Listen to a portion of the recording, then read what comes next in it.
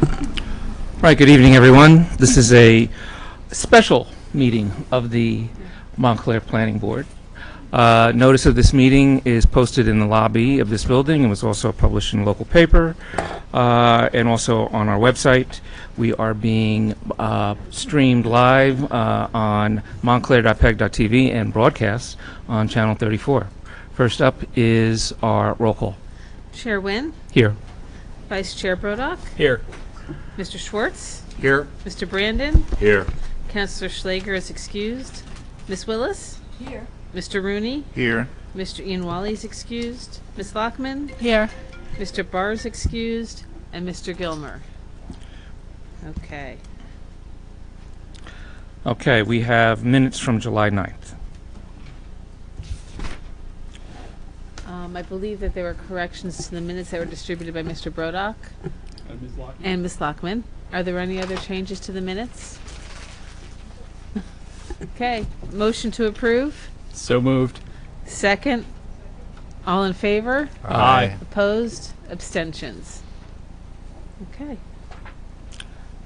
All right, and that brings us to our ongoing hearing for Lackawanna SPE LLC. Good evening, Counselor.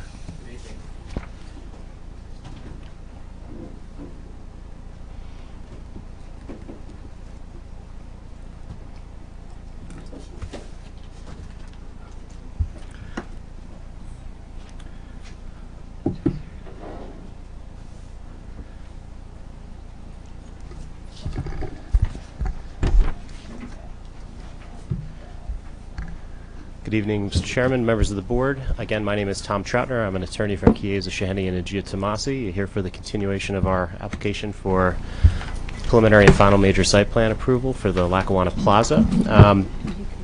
As an overview for this evening, we appreciate the board scheduling a special meeting to accommodate the ongoing testimony in conjunction with this matter.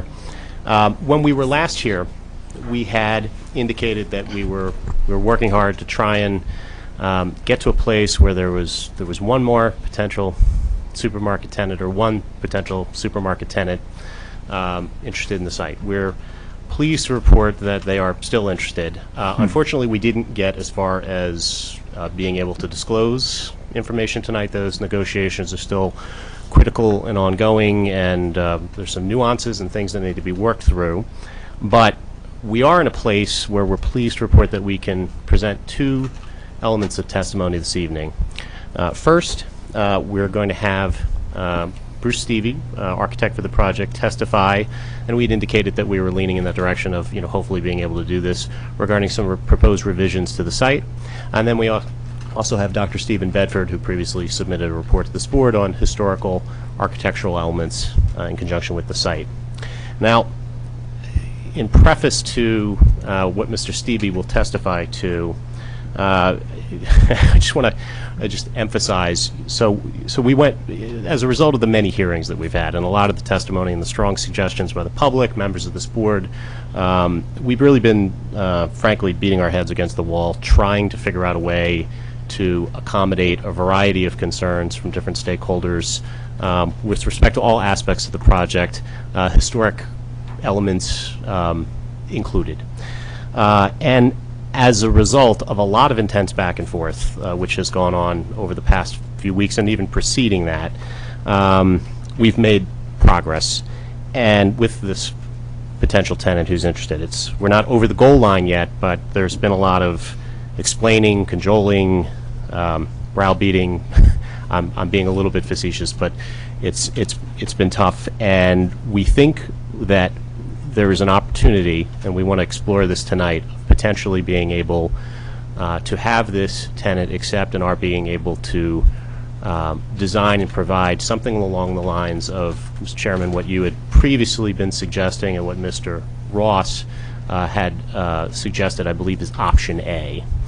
So that's what you'll be hearing a little bit from as far as what Mr. Stevie is going to testify to. He'll show some concepts. And again, it's important to note that we're not over the goal line on this. We need the negotiations to be completed with the tenant. The tenant needs to have some comfort that this proposal, which we're trying to get them to accept, is going to work and solve this thing from the town's perspective. And then it's critical that, and Mr. Stevie will get into this a little bit, that the placement of the option A design, if the board is so inclined to move forward with it, that we can then really begin to study some elements that are going to have us come back to this board. And just so everybody understands up front, we're going to present this concept tonight, that no one has seen this yet, but we will be submitting in advance of the next hearing revised engineering, revised architectural, and then at the subsequent hearing, testifying regarding the engineering, testifying regarding the architectural, as well as addressing traffic and parking and as related to this, so that there's a full and comprehensive way to look at this. It's not just sort of, wow, here it is on the screen, and no questions, right? But so, am I understanding you correctly that this is kind of like a thinking out loud? It's a little bit kind like of thinking out session, loud. and here's what we've been thinking about. Here's what we think is possible. After further study, Yeah, but it's not written in stone. It's not written in stone. But I guess what I would qualify in terms of the thinking out loud. It's not just dreaming and the perspective. It's feasible. Of, any number of things are also optional. This is about as close as what we think we can maybe do. That again accommodates some directions that were suggested to us by Mr. Ross, by members of this board, Mr. Chairman, I think yourself included, and we're hopeful that you'll like what we're going to present. Okay. So. Well, yeah, and of course, if it wasn't clear, the prospective tenant's also seen this concept. Say that again, please. And just to make it clear, the prospective tenant has also seen this concept and is, as part of the continuing negotiations, obviously wants to hear that it was received, whether or not it was received warmly. Yeah. So with that being said, I would ask Mr. Stevie to come back up. And you're still under oath. Just spell your name again for the record. State your name. Bruce A. Stevie, S-T-I-E-V-E, a principal with the firm Marchetto Egan Stevie, architects, planners, urban design. So, thank you. It's good to be back in front of you tonight and share with you this thinking that's been happening between our team. Mr. Stevie, if you need the handheld mic. That will. Okay. Try and get my Perfect. Mr. Trapner, this is going to be in evidence, right?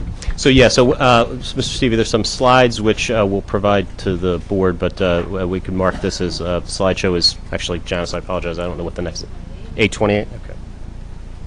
Yes, and these are rendered samples of turn it on for him. building design. There it is. Yep, there you Calm go. down.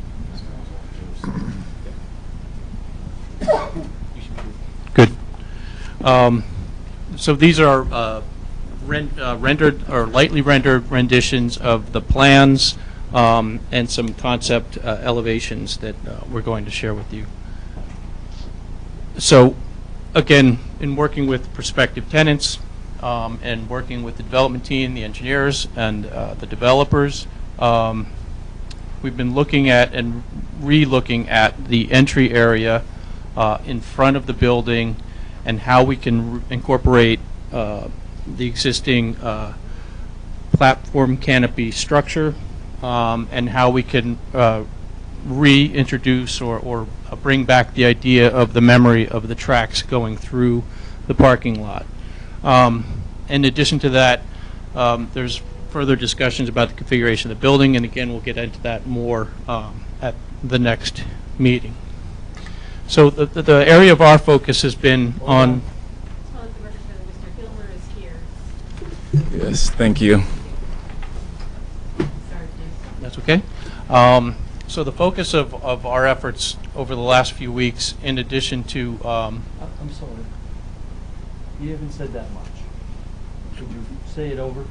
Sure. Okay, this way Mr. Gilmore doesn't have to listen to 1 minute of tape.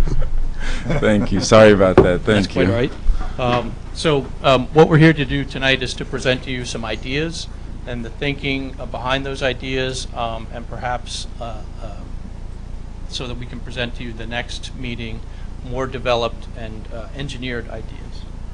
And so I'm going to go back to slide number 1. What we prepared is just a very brief package, a couple of ideas in a loose rendering to discuss what we've been thinking about, what we've been talking about with our prospective tenant, and what works from an engineering position, an architectural position, and hopefully a preservation position. And it goes along the lines of something that we discussed very early on about how we might maintain a memory of the train platforms and reintroduce an element that reminds us of the location and the idea of the train tracks coming through the site. So it's basically building on those ideas and figuring out how we can incorporate them to the satisfaction of everybody. So this is an overall view of the site, and again, just to remind you, we have Bloomfield Avenue at the bottom. We've got the public plaza space at the entry to the Lackawanna development, the Pig and Prince, a small portion of retail, an office building, and a supermarket facility. And this is the area that we're discussing. And this is the current area of the train platform canopies. So a long time ago, early on in the design process, we talked about perhaps the idea of different ways that we might be able to maintain pieces of the train shed canopies, the train canopies, and the columns, and how we might creatively reuse those in the existing parking facility, and then again about the idea of using pavement and coloration in the pavement to remind us that the track locations actually came underneath Grove Street and into the what we'll call the head house, or the head of the train platforms. And in early discussions when we were talking to a variety of people, this was problematic from a few different areas. One of the biggest being visibility. A lot of the grocery store tenants that we were speaking with were looking for clear visibility from Bloomfield Avenue. They wanted to be able to see the signage, they wanted to be able to see the front of the building, and then they wanted to maximize parking.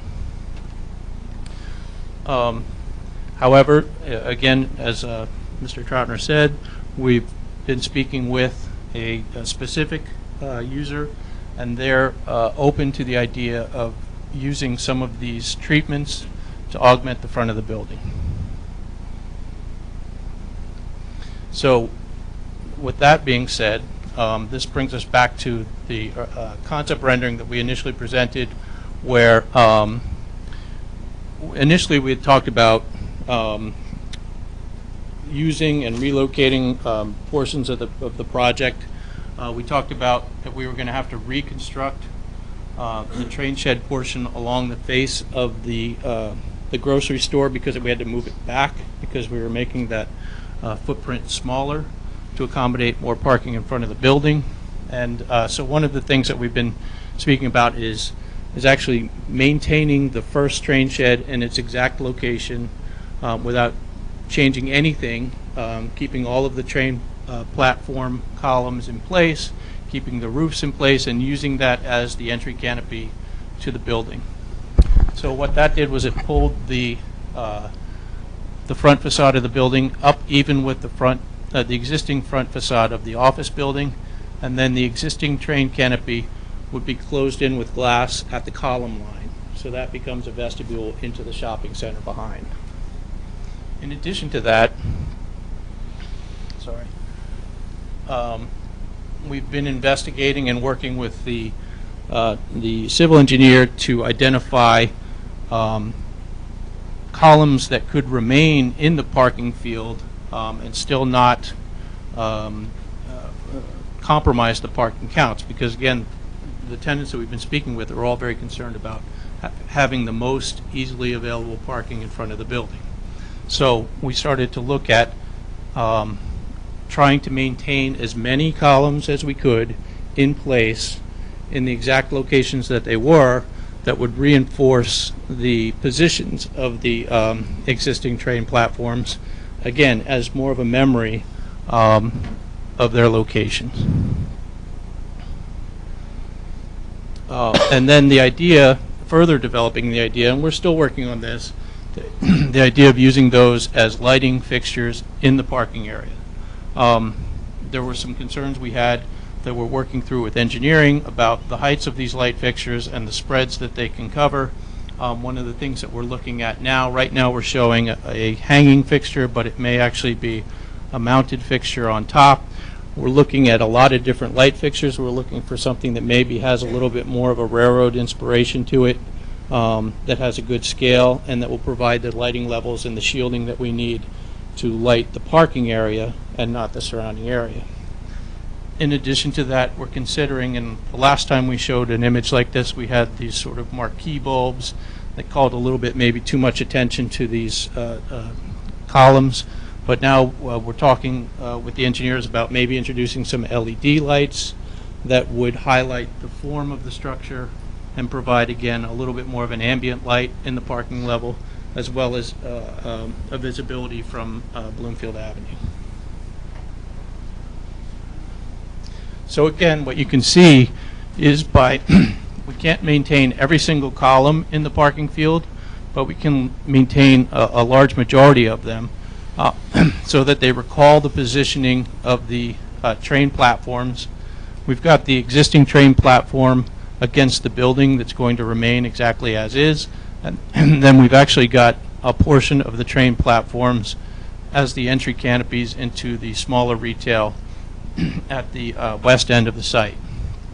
And what's very interesting about that is that helps again reinforce the idea that these train canopies came in and acted as a head house or a head at the front of the train station. And this last view is actually standing on one of the pavement patterns in the parking area, looking back towards the retail at the west. You can see that these columns reinforce that line going through. They're located in such a way so that they land in landscaped islands, they land in the cart collection areas, and they land at the intersection of parking spaces. So we're able to maintain a parking count, and again, we'll talk about that parking count next meeting. But again, this builds on the ideas that we discussed early on in the project. And one of the things that we like about the solution, you know, in the previous iterations, we talked about saving 76 of the 98 columns, and basically what happened in that case was 47 of the columns remained in place exactly where they were, and we were relocating 29 of those columns, and then 22 of the columns were going to be removed and not be reused again. In this current configuration that we're contemplating and showing with you and sharing with you tonight, 74 of the columns remain in their exact location, in the exact configuration. We're moving 8 of those columns, and 16 of the columns will then be left over. And again, what we'll do is continue to research where we can incorporate them into the project in other areas, like we did for the bus shelter and like we did for the entry canopies of the residential project. So we anticipate being able to reuse those pieces, repurpose those pieces. But what we're happy to say is that a larger percentage of columns can remain exactly as in their locations that they are now, without being moved and without being changed. So again, we're using slightly more of the columns, and more of them are remaining in place. And that's what I have to show you. Sure, and actually, just one question or follow-up, really, Mr. Steve, because I know someone will ask it. If not, so the platform canopies, as depicted, I think, in some historic photos, show concrete that was on top of those stanchions or pedestals, as they're referred to. Can you talk a little bit about that? Because obviously that Sure. concrete's not present in the picture, and you know why. That's correct. One of the concerns that we still have with this tenant that we're speaking about is there's still a strong desire for them to have clear visibility of the front of their building. It's a concern of theirs from a marketing perspective. It's a concern of theirs from an identity perspective. And so when we did renderings with the canopies in place, it obscures the building quite a bit. And you can start to see that here with this. This canopy is going to remain, and that is the front canopy or the entry canopy to the building. And if you could imagine those being placed out in the parking field, it obscures a large percentage of the building. Because this first column line is actually out here. So if all of these were roofed, a lot of this supermarket where they rely on for signage and for advertising purposes is obscured by the train shed roofs.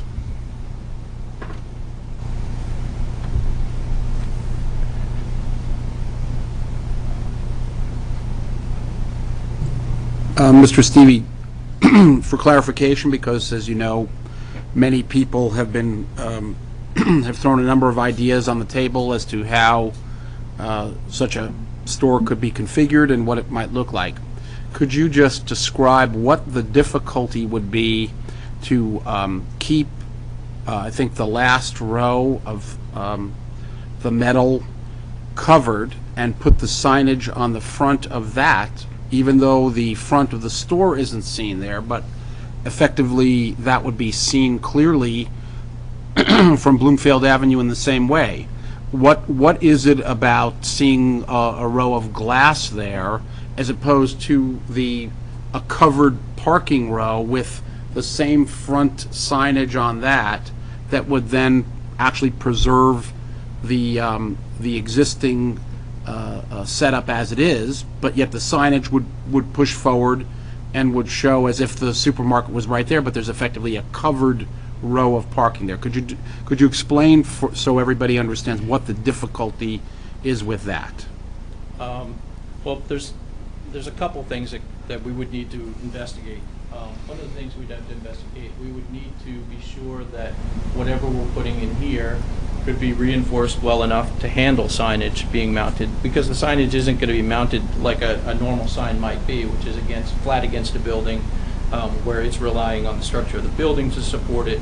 We now have to look at the engineering of the structural system of the existing train shed canopies to be sure that we can handle wind loads and be sure that we can handle the weight of the materials themselves. Well, supposing you had to adapt the sheds in spots where signage would go, what's the difficulty in doing that? It's something that we can investigate further, and something we can discuss further.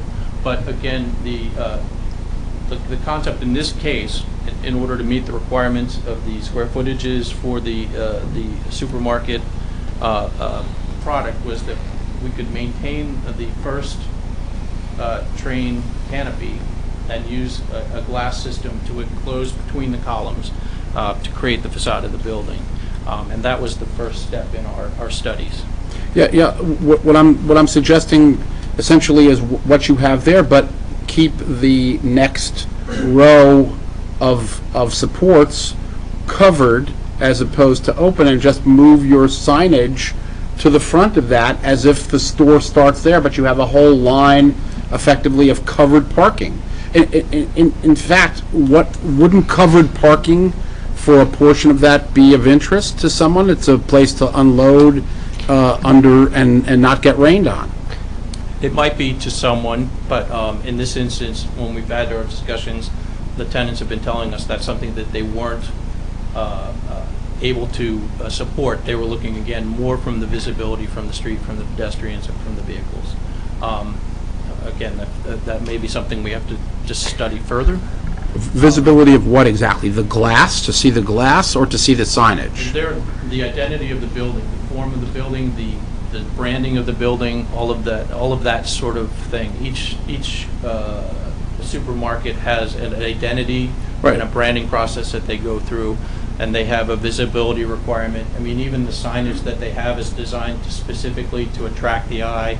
They use colors that are attractive so that you, again, identify with their brand and identify with the visibility. I think you understand what I'm saying. In other words, brand the front as it exists, but put the signage there, and you effectively have parking underneath. I'm just trying to understand why that might not be feasible. I don't know the answer, but again, I can tell you that the people that we've been speaking with, the tenants that we've been speaking with, have not indicated that that's something that they would support. Okay. You know. I had a question, and I'm looking at the picture, and I'm trying to actually figure out, rather that glass roll that you have there, is that detached completely from the building? I thought you had described it as something which was in fact a vestibule or lobby. It is. It's integrated into the building, and what you can see, this is actually the V shape of the existing canopies. Right. And these canopies, and again, we have an expert that's going to talk a little bit more about them, but these canopies were originally designed to protect the commuters that were waiting for trains from rain and from snow. And they had a V-shaped form with a low point in the center, and then it would shoot the water and collect the water and drain it off the end of the platform. So what we're proposing here is we've got one of those V-shaped platforms that's integrated into the facade of the building. So where's the door? The door to the grocery store would probably be in the center. And again, we would need to work with the grocery tenant on where the ideal location for their doors are. It's believe it or not, each grocery tenant has different ideas on how the furniture store should be set up. So some want the doors in the center, some want them to the sides. So we would have to follow, the guidance of the final end user to determine exactly where those doors would go. But those doors would be in this glass facade at the front of the building. And then this piece of the building is actually set back. It's set back to the back of, so if you could imagine, if this was the train platform in front of the building, this brick facade actually holds the back of this column, and the glass facade is actually on the center line of the column. So this glass facade is on the center line of the column, and this brick facade is in the back portion of the column. And again, that area that is about 8 feet becomes the vestibule in front of the building. And about how wide would that area be, that glass that's before the main portion of the building? Well, the main portion of the building, in most cases, would be designed on a series of columns, so it would be open between those columns. So that would actually end up going the depth of the building. Sorry, that would actually go the depth of the entire retail building. But there's about 8 feet between the glass face and the brick face. Mm-hmm. Thank you. So I have a question. There is a sign on the corner of Grove and Bloomfield that says supermarket, right? Yes. And then they're saying they also want to make sure that the building signage can be seen as well. Yes. And I know it probably in the middle would have the name of the supermarket, but will there be other signage on the building other than the name of the supermarket? Well, again, the signage package is going to be the separate, yeah. Separate, but a lot of times supermarkets, which are different from grocery stores, supermarkets may have inside them banks, they may have pharmacies, they may have, and so oftentimes there'll be something that identifies the use within the building. So you could see it saying pharmacy. I mean, it sounds like you're trying to take a design, a modern design, and stick it onto our old building there, rather than really incorporating the supermarket into the existing building, which I think is what we are kind of after. Not to have kind of two separate things, but, Right. Well, again, I think that there's a couple different things that we're talking about. I know that there's been some discussion about reusing the space that's there and creating a supermarket in that space. And again, that doesn't work for the tenants that we've been talking to. Tenants that we've been talking to would prefer to have a space like the Pathmark was, which is larger open space that has the ability to be laid out in a more traditional supermarket configuration. So the idea is you'll demolish everything then except, everything pretty much except the stanchions in the front. Right. Well, Yeah. not necessarily demolish. We're going to salvage as much of it as we possibly can. We're going to reuse much of it, and we're going to maintain in place a lot of it so that, again, it gives the, it recalls the spirit of the train platforms. I'm not sure I understand. Are you not going to demolish everything except the train sheds as shown there? Are you going to demolish it, or are you not going to demolish it? We're going to remove the roofs of the platforms. Right, that no, are I in the understand that. I'm parking- talking about the actual building. The building behind? Yeah, you're going Uh, to demolish all of that. No, we'll probably be reusing. Oh, you will use, Yeah. okay.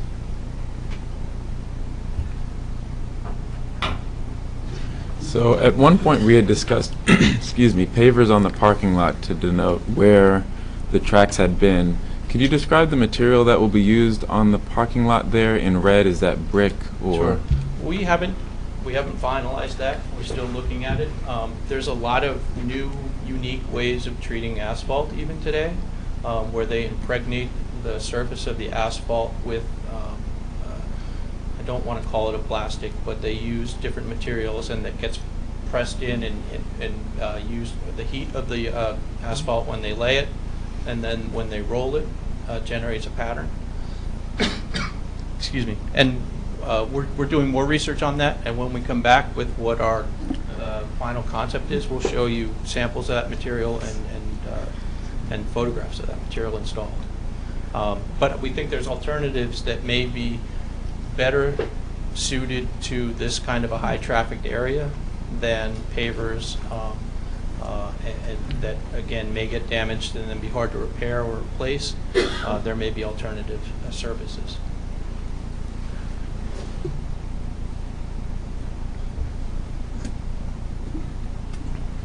Other questions from the board? The questions from the public? Please come forward.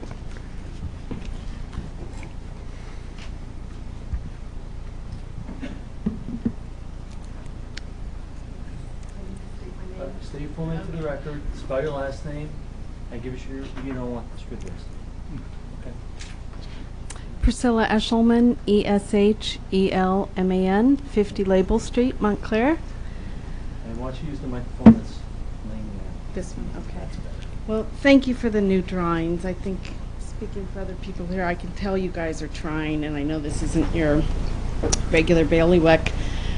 What really strikes me is the word pedestrian didn't come up until 21 minutes into your presentation, and as a pedestrian, it looks terrifying trying to make my way to the front of the store. The expert last week said how unusual it would be to have an urban market with only one entrance. So I just wonder how that is in any way fitting into a pedestrian area of the city. I took a walking tour of the Taste of Montclair last Sunday. It was sold out. In fact, they had a wait list. 2/3 of the people weren't even from Montclair. They came because they wanted to walk through Montclair, learn about the history. We learned about the art node that's being built 2 minutes away, 1 block away, and it's a pedestrian part of the town. So I would like to see how this can't be part of that whole pedestrian plan for that part of the town.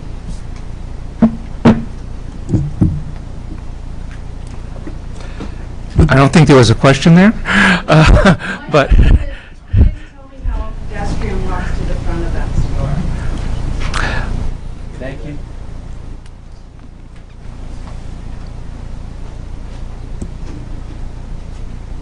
So we've talked about this in the past.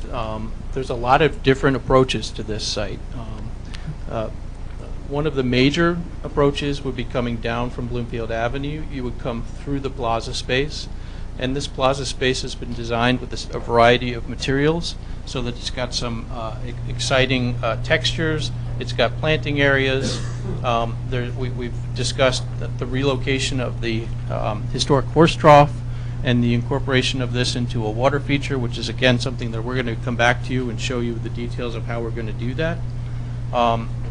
In addition to that, there'll be historical plaques that'll be set up in association with that. So again, this becomes a very information-oriented plaza for pedestrians. It's linked to the outdoor dining facility of the Pig and Prince. So again, there'll be activity and eyes on the street based on that. We talked about how we're going to be reusing or reincorporating some of the platform columns into an exciting bus platform at the entrance of the facility. So again, I think that the pedestrian routes would then come through the plaza space along this wide sidewalk against the retail frontage and approach the front of the facility. I don't have the map that shows it, but there's also a link from Lackawanna Place that comes across, and it links to the alleyway that connects up to, I think it's Willow and the parking garage up there. So there's even a pedestrian connection that comes through there. You can walk through the Lackawanna Plaza, and again, this parking lot is going to be improved as part of this project.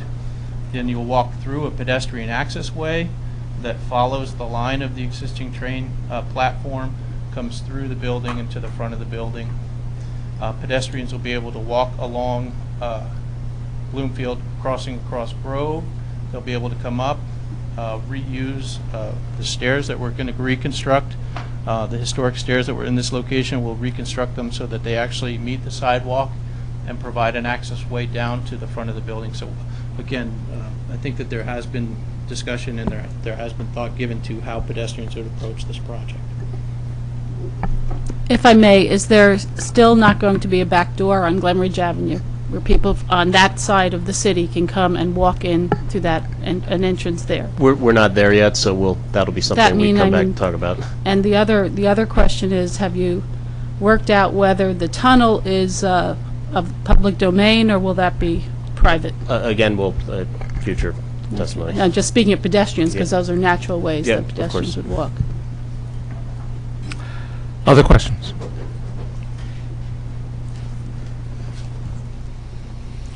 Kathleen Bennett, 10 Glenwood Road. I have a question. Can you, well, if we go on this slide, can you use your pointer? Sure. This, I think this is what your historian called the head house? Here? This here? I don't know what, I don't know. We've got, No, what, it's the head of the train. head of the train. What is the treatment of that roof?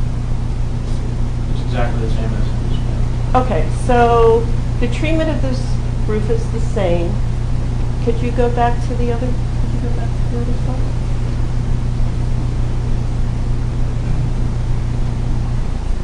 Do you have another slide? Okay. You are removed, there was testimony, the first time you said you were, in the old plan, you were saving 76 out of 97 columns. Now you're retaining 74 out of 97. Again, I can clarify. Columns that will remain exactly in the location that they are. In the original proposal, there was 47. Right. Now there's 74. Columns that will be moved and used in different locations. In the previous option, it was 29, and in this option, it's 8. So it was 76 before. It is now 82. That will be existing columns that will be reused. In the original. The original was 76. The new proposal is proposing to save and maintain 82 columns. So 74. So 74 columns are going to be along this facade and in the parking lot? In the parking lot and in the head of the platform, which is the retail that's existing. So maybe it's the visual, but are these, have you respaced these here along that? No, they're in the exact location, exact position that they were. So the 8 that you're removing are on these first 2 lines? No, we're actually removing 16 columns. and On they're- those first 2 lines? That's correct. Okay. Oh, sorry. I'm just trying to figure out how. I think either one will work. No, I thought they turned it off. No.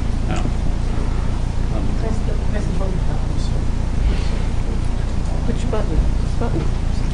Hello? It was wrong. So just trying to get an idea of the columns, because this looks very much like something that you presented to the first HPC. Yes. Okay, so we haven't really had a change here. And the one thing also I'd like to comment on is the roof line, that you've got all these gables up here. can you show the, over here, this here?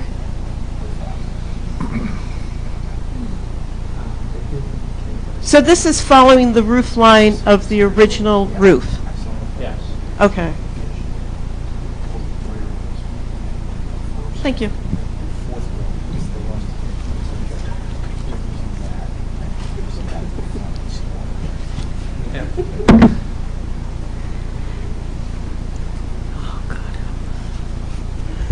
Hello, Frank Rabacki, 398 Upper Mountain Avenue.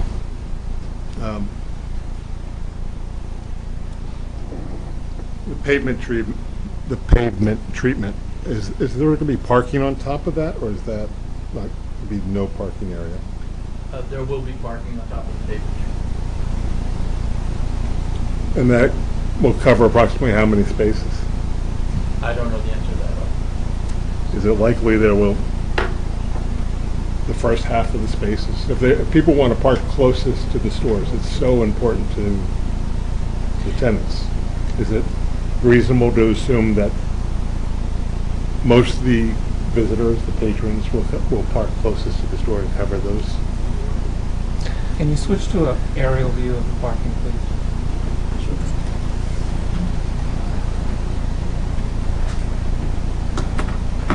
Does that help? It helped. It's what I know. I don't know if it helps him. Well, Mr. Baggett, at the risk, we don't want to sound evasive, but we are going to come back with engineering testimony, which I think will have more precise on the parking I'm asking his space opinion as location. far as the design element and how prevalent. He has testified that what's visible, what's not visible, and I'm asking common sense-wise, not from a parking capacity point of view. I mean, I'm just asking. No. Asking from a design point of view. All I was going to say is, if is it going to be? Is it reasonable for us to expect it will be visible? This treatment will be. Are you going to testify? Is he going to testify? No, I'm sorry. I'm sorry. I stepped on. Okay, so. I can answer that if you'd like. Okay. Yeah. Please. I believe that, there will be interruptions in that graphic on the site. There'll be cars that may be parked there, but there will be wide sections of it that are always visible because they're in the drive aisles.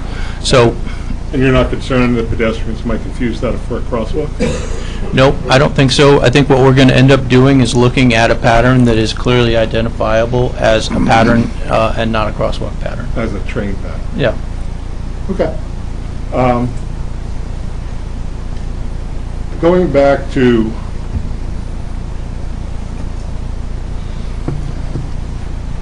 this area here, you said this was going to be retained, you were going to put a new facade on this building that would rise above the existing sheds. It has a parapet that rises above, yes. And so that the glass transoms here will, not these transoms, the vertical ones, will not be visible once you put this up?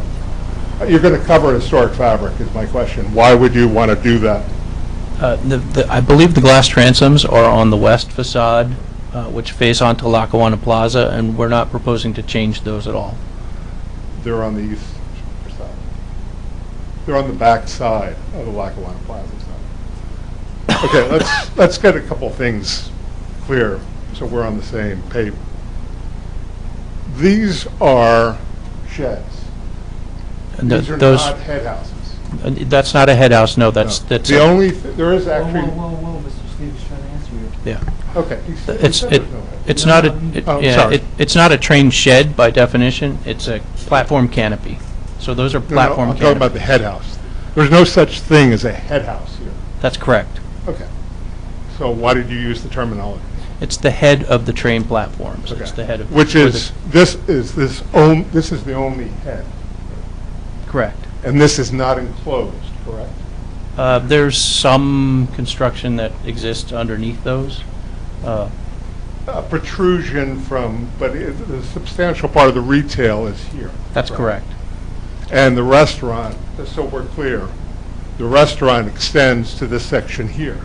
That's correct. They've got a portion of that space. And over that's there. used for storage and Currently, receptive yes. space. It's not usable space in any way as far as the activities of the restaurant, as far as you know. But it's leased to the restaurant. Yes, it's whatever, it's 2,000 square feet, it's just using storage of various things. And then this transom here, is that transom glass or is that a different? I don't. Because this transom, my point was, this transom was original to the station. These were not. This was. So my question is, how are you treating this as far as the design? Because, quite frankly, I don't understand why you didn't put a black train track looking pavement here and open this up. You're trying to retain things. You're trying to change your design to retain all this, but you're covering the entire facade of this building, which is, some people think, is the most important part of the site. So why is this staying enclosed? There's no treatment whatsoever over here. Basically, you're ignoring it. Well, just to clarify, is there any changes happening to that building, Mr. Stevie? No. Oh, okay. Yeah, we weren't proposing any changes on the Pig and Prince portion of the building at all. No, but your testimony was that you wanted to be, I forget the words, but respectful and imagery as far as historic imagery, things like that, and that you were going to change certain things to do that. I was just responding. There was a suggestion you made that we were enclosing a historic element there, which we No, have. you were not opening up. The suggestion was that this was retail. This is restaurant. It's a different use. So I just wanted, what I was doing is trying to clarify what the testimony was. His testimony was this was all retail. My points were, was most of this the head of the tracks retail? And his answer, I believe, was no. And that this part here was not retail. It was actually a restaurant use. And that was, his answer was yes. I just wanted to clarify that because his testimony was that this whole thing was existing retail. Okay. Is that satisfying? Yeah. No, I was asking Councilor. I don't understand what your point is, but sure. I know. No. Mr. Rabacki, I'm done. just for clarity, what were you trying to accomplish or convey in your questioning there? I'm trying to understand their effort tonight to present this as a more historic plan than what's been previously presented. And in the course of doing that, the architect has made certain things that I think muddy the waters as far as what's there. Okay, my direct question for the architect, and where I have the biggest issue for this applicant and for this board, is today we don't have a map, an inventory, a rendering of all the existing historic fabric. The testimony we'll probably hear from the further experts tonight are not, I didn't see anything posted online, so I don't know if they're going to present anything. But we keep talking about 76 this, 74 that, 46 this, and no one in this room knows where the historic fabric is.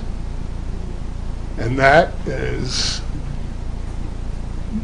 my point. When you say the historic fabric, you mean The existing historic. elements that are going to remain and elements that may be played No, with? I'm just saying what is existing and where is it? Elements that have been qualified as historic. Nothing's been qualified so far. So what's your criteria I'm for just historic? saying, what is, well, the entire site's historic. So what? You're obviously not talking about the entire site. What No, I'm historic talking about the pieces, entire what site. historic pieces are you talking about inventory? It's not the entire site. You're saying that there's an inventory of I things. want an inventory of the entire site. It's everything on the site is I historic? would like to know, I would think you would like to know where every single stanchion is. What was an existing, what was. But everything part of- on the site is not historic. There's been construction that's gone on. The original. The okay, I'm original. sorry, the original material. Thank you. The historic, Okay, original thank you. historic fabric. So, because I believe some of the stanchions in here are obviously not original. So, what's the point of recreating something that's not existed now? Okay, but we don't know that. And what we have here is,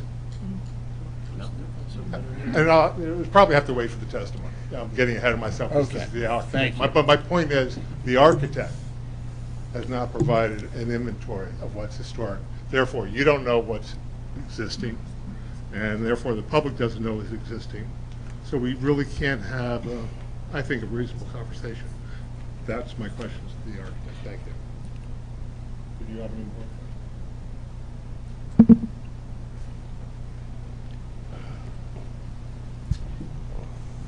Hi, David Greenbaum, 91 Lloyd Road, Montclair. Two very quick questions, actually three. What's the total square footage of the supermarket as it's presently drawn? I don't know the exact number. It's in the range of 47,000 square feet. Okay. With this particular design, if I counted correctly, the current parking affords 116 spots on this part of the site. Is that about correct? The original would exist presently. I mean, I don't know if you know, obviously, and Mr. Greenbaum, again, we're going to come back with the revised calculations based on this concept, because I think it's my understanding that the numbers might change. Okay. Yeah, well, so what I was going to ask you next is how many spots are there in the current plan as it's presented? Again, we're in the process of engineering that out now, so I don't know the exact number of parking spaces that'll be in there. I do know that it's in the range of 200 parking spaces. 200. Okay. Last question. What is, it's very hard to tell here without having a ruler, what is the depth from the facade of the supermarket as you presently have it designed to Bloomfield Avenue? So what I'm referring to then is from this face here to Bloomfield Avenue. What is that depth? Do you have any idea of that measurement? I don't have that in front of me, but it's something I can get you. Could you give me a rough idea? Because I mean, we know that the column spacing of the stanchions in the existing mall, let's call it, or the train sheds, is 20 by 40. So we're going to go, let's say that's 40, that's 80 feet. So that would be about 120, 160, 200, 230 feet. Does that seem about right? Again, I wouldn't. Let me just say, it's not normally the architect's job to do that. We have other experts for that. The engineer is the person who should be giving us that information. Okay. Mr. Stevie's talking about the parking lot because he's trying to save the stanchions. No, I understand, but it is important as we look at the entire site holistically in terms of not just parking ratios, but also the essence of the site and the discussion of maintaining some kind of historical recognition of the site, and also in the context of a more urban downtown area, understanding that degree of depth from the street to the facade and how that is in this context of this community. The issue of the pedestrian circulation comes to mind, and also just the overall expanse of parking is of considerable concern. So when we look at solutions, if, let's say, 200 spots is kind of what they've achieved here, which is really what this whole discussion is about, how do we accommodate the amount of parking required for this footprint of supermarket? So this is the solution. This is really the challenge. We're battling parking spaces versus the historic fabric of the site, as also the historic nature and the urban streetscape of Montclair, New Jersey. There's really three dimensions we're exploring here, and we're trying to reconcile all of them.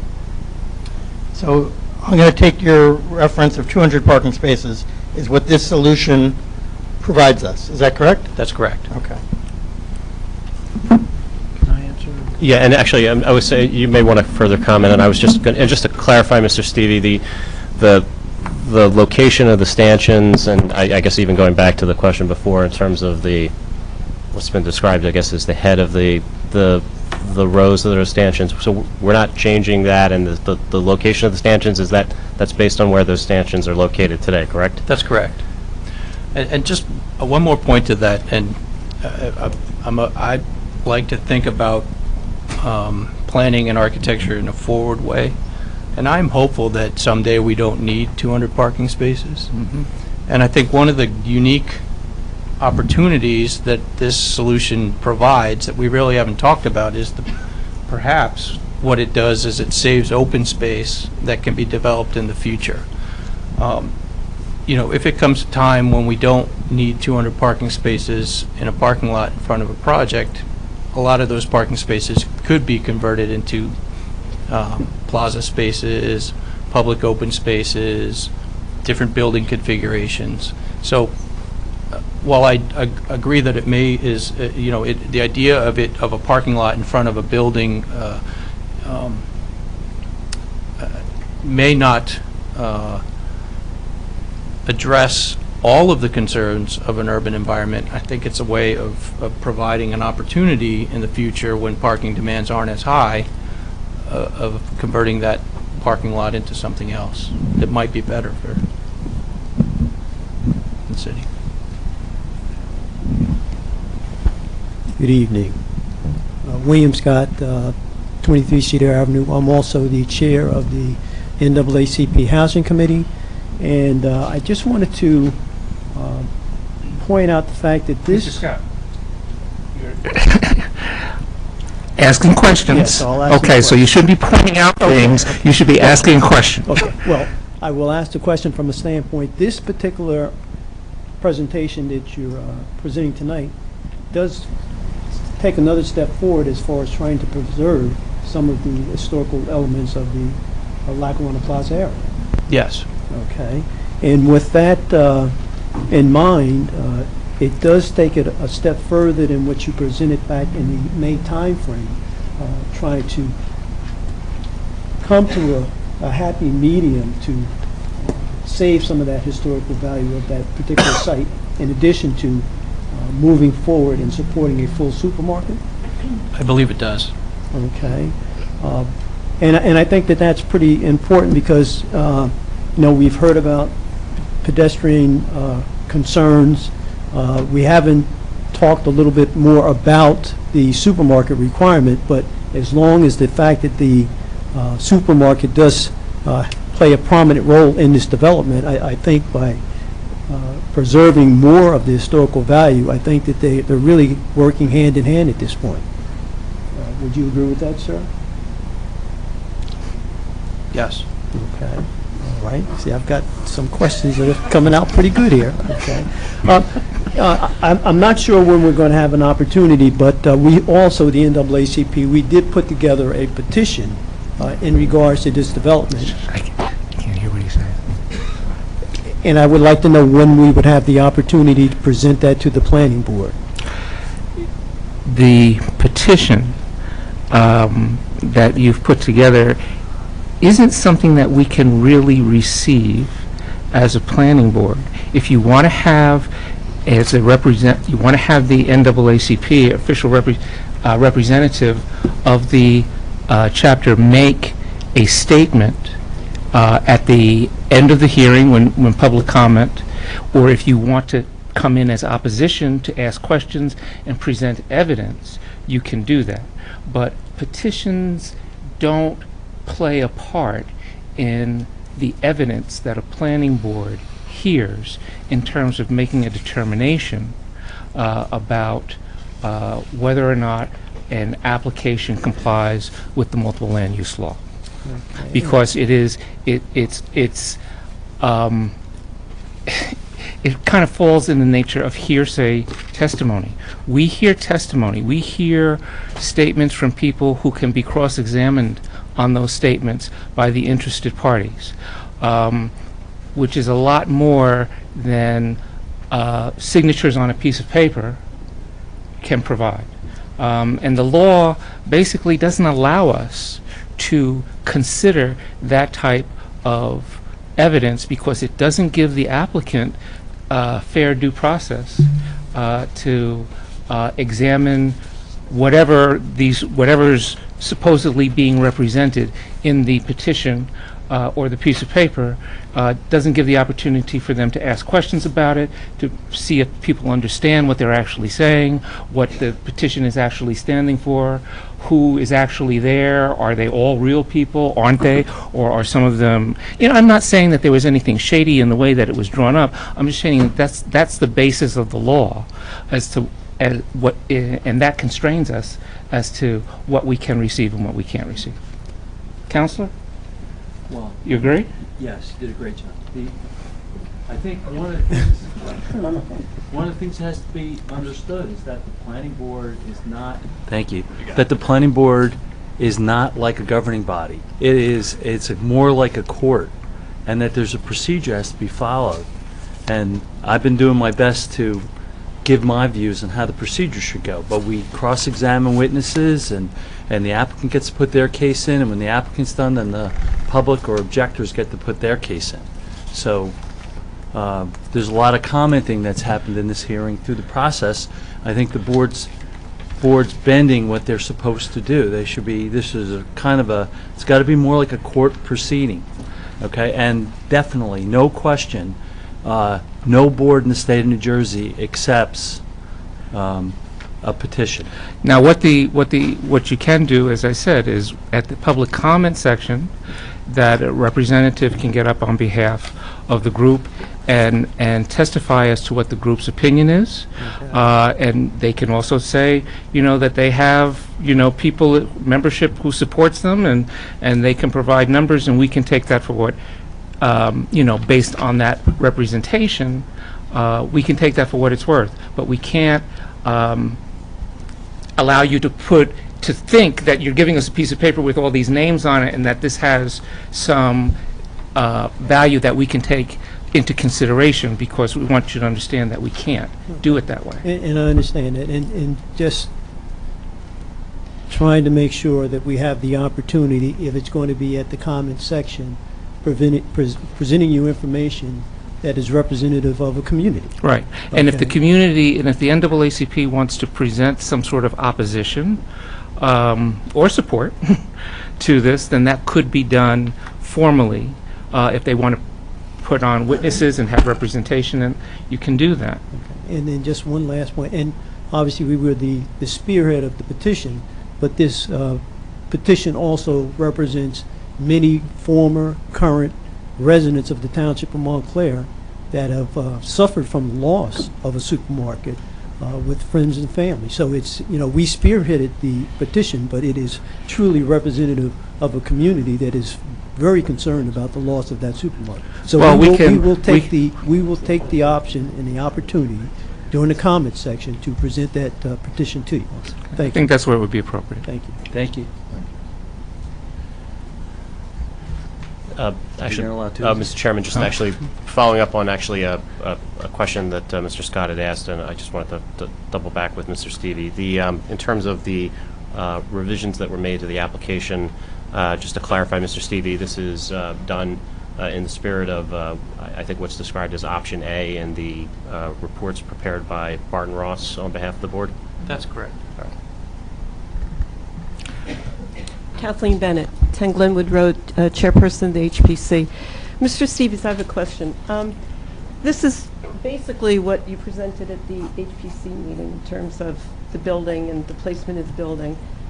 What you've testified is that there's a few more stanchions that are going to be saved. At our meeting, the HPC members brought up the idea of doing something within the parking lot that would retain the memory. So at that time, we were told absolutely that cannot be done. So I'm just wondering, has some new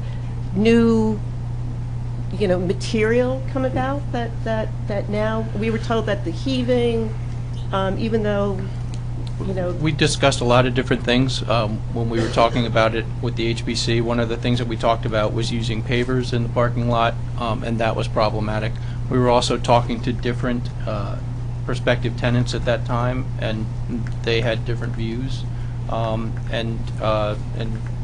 So again, there's been a lot of things that have been changing, and this is just one of those items, and we've also been researching alternative materials for use in parking areas that provide the graphic capabilities, but also are better suited to parking surfaces. And so that's something that we've found some products that are more appropriate. Okay, thank you. And then to Mr. Rybaki's point, we had asked at the HPC meeting for a site plan of all the original historic elements that were there, and we were told that none existed. Is that still the case? No, I believe that the last submission that we did to the planning board had a key and legend that identified historic elements that were going to be relocated or restored in place, or it kind of described the process that we were going to go through. I believe that was on the C1 sheet of our site plan application drawings. I think that we also discussed in the HPC meeting that we would have to do a survey of the property, a historic survey, a photographic survey of the property. So there's a lot of things that are ongoing with regard to that. And again, based on further developments, we're going to be resubmitting a revised set of drawings that may address more of those concerns. So what you're saying is the C1 site plan actually delineates where all the historic stanchions are?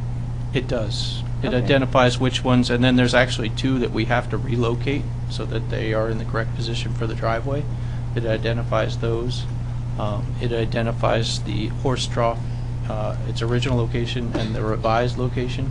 Right. I meant the steel stanchions that we're Oh, talking about for the, no, part of the again, train sheds. That's what I'm... That's changing, so... But and is there a plan that actually shows where they are? Can I have a concept plan that we've been working on, and I can just show it quickly, and it's something that I think we need to develop, and we will be developing as we go forward. It's just a markup that I use to determine... What are the original steel Correct. stanchions? Okay. Yeah. Are All those, right, thank well, you. let's, for clarification purposes,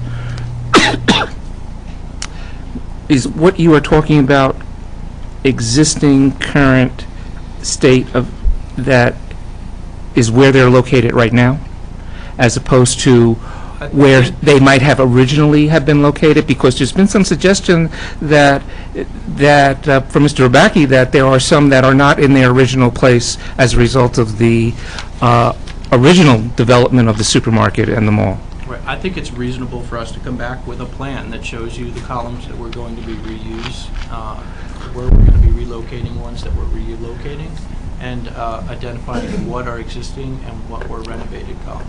Renovated prior. Yeah, the 1980s renovation. So you'll be able to show that. Yeah. But will it show where they were originally located? Well, in the new As best you can tell? Yeah, as best we could tell, yes. Where all the original columns were located? Yes. So that's what you're... Okay. We All can right. provide a map that shows that. Okay, thank you.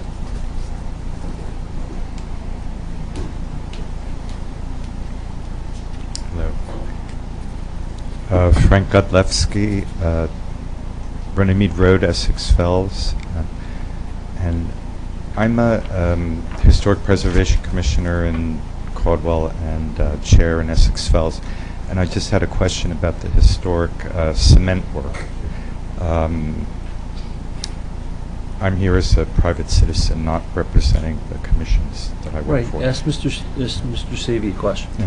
Have you made any provision, because there's no plan, no demolition plan, and I really haven't understood if there's any provision made to preserve the historic cement work that was done by Portland Cement and Mr. Edison, who was our neighbor and very concerned with the cement being used in this project.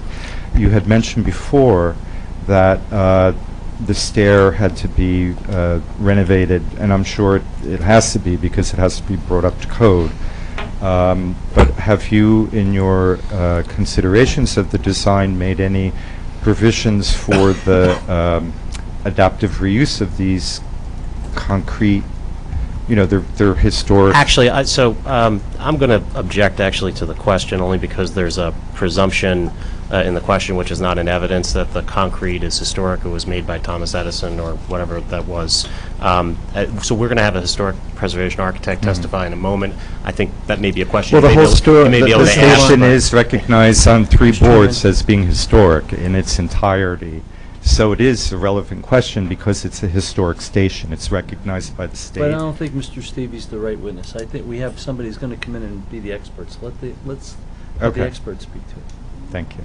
But I am concerned about the concrete. I think Mr. Kudlewski's question is correct. There may not be an answer, and that is, what provisions are you making to preserve what is a designated historic element as part of the site? And now the answer may be you're opposing that it should be considered a historic element. That's the answer that you've made. Is that correct?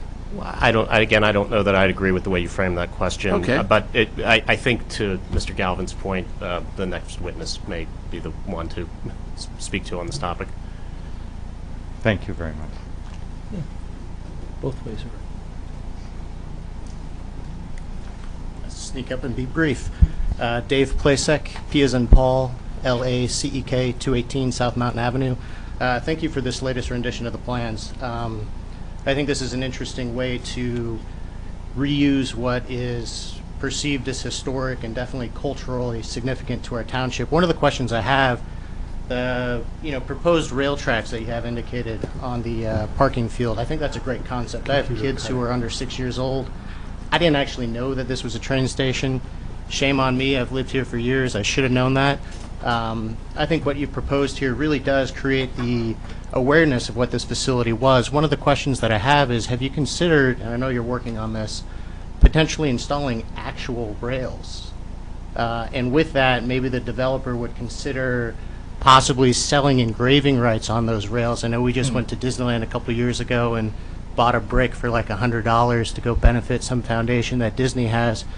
Potentially selling those engraving rights and providing a portion of the proceeds or all the proceeds to the HPC so they can continue creating the cultural awareness and preserving some of these culturally sensitive and historical heritage sites within the township. There were 2 questions there. Yeah. We had not contemplated using rails. Unfortunately, I think that rails would probably constitute a tripping hazard. No, I understand they Is could the be ADA recessed. in here? They could be recessed into the ground, but they're also, because they're metal and they would ice up faster, there'd be issues. But to your point, I think that, and it's something that we've been contemplating, is that the graphic would better represent a rail. Yeah. And that's something that we're thinking about. As far as the naming rights and all of that, that's not something that I've contemplated at this point. But, Yeah, well, I'd ask the developer to consider that. I think that could potentially be a win-win for the township. And I do really think, some gentleman asked what the point is of that. I think there's a pretty important point to putting this in place. Again, I know taking my kids to Lackawanna Plaza many times to go to Pig and Prince, they're scared to death to go inside the building as it stands today. I think having the indication that this was a rail line and showing those rails on the ground would definitely maintain the presence of what that facility was for generations to come. So I applaud you for that. And again, I believe a majority of the credit for that idea goes to the HBC. In our discussions with them, that's something that they brought up, and I think we've seen the light. Frank Rabacki, 398 Upper Mountain. So I'm confused. We have you testified that the architectural drawings have a historic key that shows what's being historically retained, what's being moved, et cetera, and now we're dismissing that exhibit as not relevant. It's not historic. I don't understand how this works, because we kind of put the cart ahead. This whole process since January has been what's historic. And one of the requirements of this planning board, of the architect, was to give us drawings with an historic key. Okay? Exemplifying exactly where everything is. Now I'm understanding that It's pretty clear that that doesn't exist right now. It's pretty clear from everything that's been said at least fine. twice I that, understand. so what's your point? No, a very specific accounting of the column location has not been given. However, a broader scope of the historic elements to be retained. But the chair, excuse me, but the chair just said it's better, or somebody just said, I'm not sure, we're going to wait for an expert to tell us what's historic. So what's on your drawings is not historic until we hear from the expert. We're going to have further testimony because there's a debate about what's historic and what's not. That's not a settled issue as far as this hearing goes right now. But that's a separate issue from whether or not there's been an inventory of all of the historic items or elements that are on this particular site. The separate issue is he qualified to do an historic key on an architectural drawing? Right now, Mr. Rabacki, I don't know, but it hasn't been prepared. I don't know whether he's preparing it or a third party's going to prepare it, that it's going to, we're not to that point yet, all right? So we will work through this. It's been testified to already. What's been testified to already? The architectural historic key. It's on page 4 of the architectural drawing. He said that it had certain elements on it, but he didn't say that it was complete. That wasn't my understanding. No, I'm not Is it saying complete? it's complete. I'm just saying what's on. So, yes, he's testified that there are historic elements. I'm just trying to pick a lane as far as who's allowed to say it's historic and who's not allowed to say it's historic, because, quite frankly, it's Mr. Rabacki, okay, Mr. Rabacki, calm down. No, it's very You're getting all wound up about but I this, understand and we your don't point. really need to go there. Just calm down for a second. Is your question to this witness whether he's qualified to tell that something is historic or not? I mean, these are questions now. Yes. My question is should we be paying attention to his historic key on his architectural drawings that say this is historic, that's historic, and that's historic? We're moving this historic here. Is he qualified? And is it being accepted as So far as I'm concerned, Mr. Rabacki, there's going to be another drawing that's going to be prepared that's going to have more detail on it. And I'm more concerned about that drawing than what's already been put into evidence. Because I don't think what's in evidence is complete. I don't think it's It might not be. So I'm just saying it's in evidence and I want to deal with it. yeah, You well, don't want to deal with it right now. we don't need to deal with it right now. Yes, we do. No, we don't. I can't be here for every single meeting. Well, that's, And Mr. he's just Rabacki, saying- I'm sorry about that, No, but but that is the process here, all right? understand. That is the process And here. I'm asking And we questions can, of this expert. you're asking questions, so what is your question? Is he He's qualified? saying it. Is he I'm qualified? saying, is he qualified to say that's historic? Are these actually historic? Is his opinion? He is not being put on testimony as being qualified to designate what's historic and what's not historic. Is he, Counselor? That it's historic. He just testified that these are historic. He didn't say that he made the determination. No, he called them historic elements. No one's made the determination then. So, if we don't know who's made the determination, what difference does it make whether he's qualified to make a determination like that? Because I want Exactly. to know how many cooks we have in this kitchen here. Because that's Wow. what I want to You know what? You know what?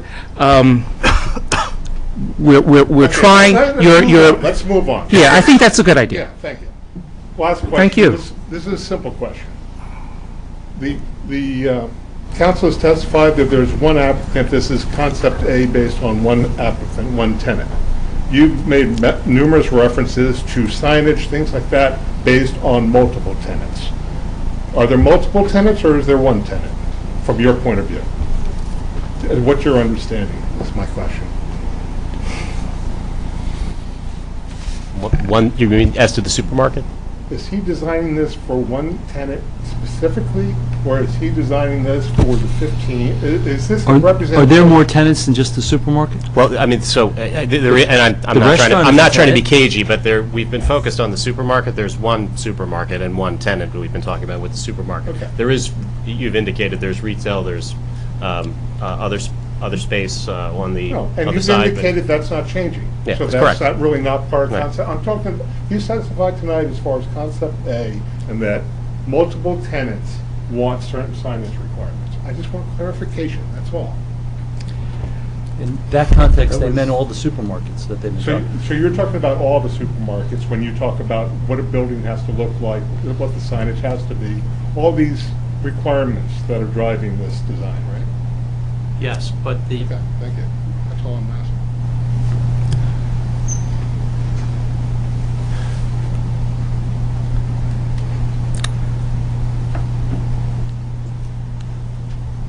William Scott. I'd just like to ask another question. In regards to the changes that were made beyond the last meeting back in May,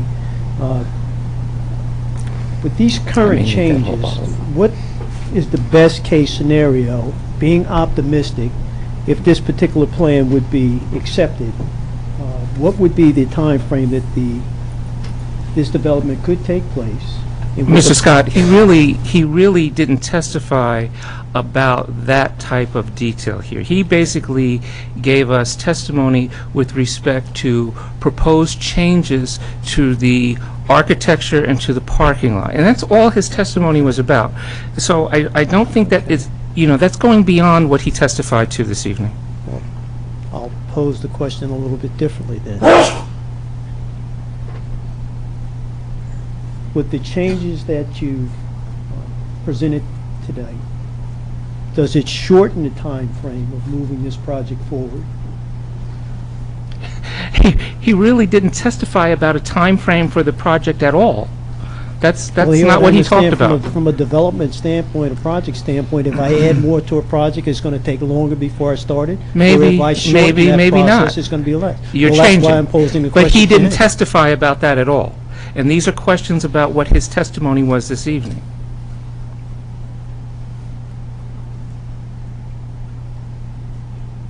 So, I don't think, Counselor, I'm sure you're objecting to this, but I don't think that that's what he's testified about this evening. I don't think Mr. Stevie can answer. What I'm trying to, in an effort to help him, sort of as I presented in my opening statement, where we're at is we have one tenant who we're trying to cajole and negotiate hard to accept this as a way of compromising with a lot of different viewpoints and stakeholders. So I guess the sooner we get through that, probably the faster the development goes. I don't know if that was where you're going, if that answers the question. This sort of moves it closer Yeah. if things are Yeah. put in place from this particular project. Yeah. Thank you. Other questions from the public?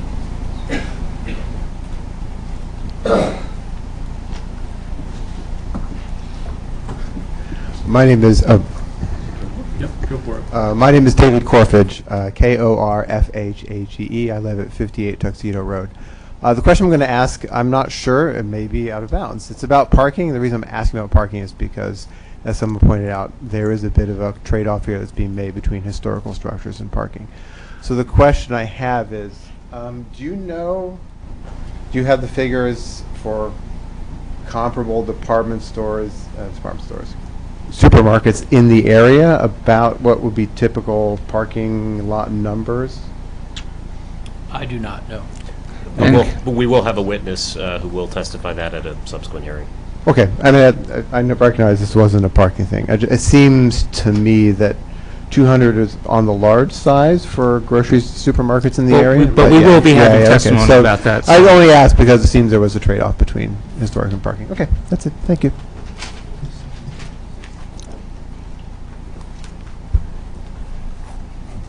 Hi, Kirsten Giardi, Greenwood Ave. I just have a Spell your last question. name, please. Giardi, Giardi. Thank you. About the picture, I'm just curious, is this Grove Street is the only entrance and exit for the parking lot for 200 cars? Are you getting rid of the Bloomfield entrance right now? No, you're not. Okay, thank God, because Grove at 5 o'clock is awful. That's all. Understood. And again, we've testified to that previously, and we'll have more engineering testimony. Okay, perfect. Thank you. Other questions?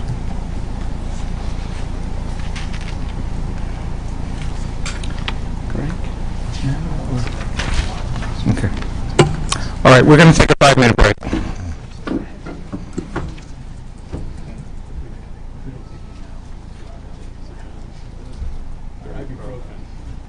also. All right, Counselor. Next witness. So, Mr. Chairman, I've already asked to come up Dr. Stephen Bedford, who, Mr. Chairman, with your permission, I'm going to ask him some questions in an effort to seek to have him qualified as an expert in the field of architectural history or as an architectural historian. Okay. So actually, with that front, Dr. Bedford, my first question really is, what is an architectural historian exactly? Well, it's someone who devotes their time to the study of buildings and their relationship to society and building history, building types, just all aspects of build form in relation to society. So the question I would ask is, under that subtext, what does an architectural historian do? What do you generally find them doing? Teaching. They are employed to do architectural surveys. They write National Register nominations. They document and record buildings. They make recommendations for determinations of eligibility. They make determinations relative to adverse effect of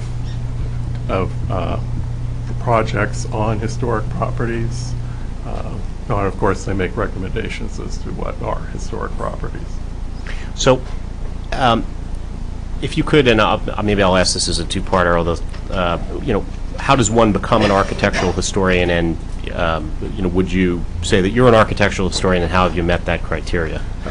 Well, the definition for an architectural historian, at least as defined by the National Park Service, is a master's degree in architectural history, historic preservation, or a allied field, along with 2 years experience. That would qualify you before the National Park Service. Personally, I've been working in this field since the early 1980s. I have a PhD from Columbia University in architectural history. I have a Bachelor of Architecture, a 5-year degree from Rensselaer Polytechnic Institute, and consequently I clearly meet the Secretary of Interior standards requirements to be an architectural historian. And do you also have any affiliation with the Smithsonian in Washington? I was a Smithsonian Fellow in 1986-87. So now, you mentioned before that architectural historians perform architectural surveys. Have you performed architectural surveys? Yes. And could you give a little bit of an overview, I guess? I'd say I've performed them in quite a few states. I've surveyed several thousand buildings. I've done survey in New Jersey as well. And who have you done these surveys for, generally? Primarily for state and federal regulatory bodies. Okay. And you mentioned before that architectural historians might write National Register of Historic Places nominations. Right. Have you done that? Yes. And if you can give some examples and who you've done that for? Let's see. For the approaches to the Holland Tunnel in Jersey City, and all of Route 1 and 9 going back in towards Trenton.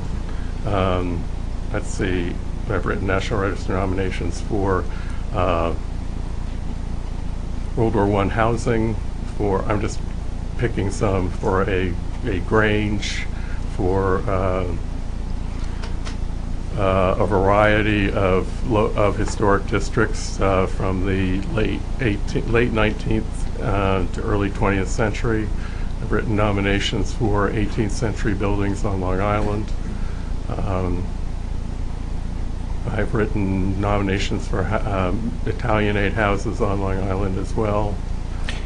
And this work that you've performed, who have you give a sampling of who you do this work for? Most of the National Register nominations are done for private individuals. The public entities usually prefer you write determinations of eligibility or just make recommendations for eligibility. And have you done that as well? Yes. Okay. Now, have you documented any structures to the Federal Historic American Buildings Survey or Historic American Engineering Record? Yes. I have, let's see, I've done a variety of naval structures, the Naval Undersea Warfare Center in New London, parts of the Philadelphia Naval Shipyard, former Philadelphia Naval Shipyard, routes, all the viaducts on routes 1 and 9 and the approaches to the Holland Tunnel. And actually, just for clarification, actually, what is Historic American Buildings Survey or Historic American Engineering Records? What is that? Those are two entities that were started during the Depression that record historic structures and historic buildings known for those that have notable architecture or notable engineering structures. And that this program is administered by the National Park Service, but it uses the Library of Congress as a repository. And has any of the work that you've done been recognized in any publications? I've published in Antiques Magazine, let's see, the American Academy in Rome Annals, the Annals of the American Academy in Rome. My reviews have been published in the Society of Architectural Historians Journal. I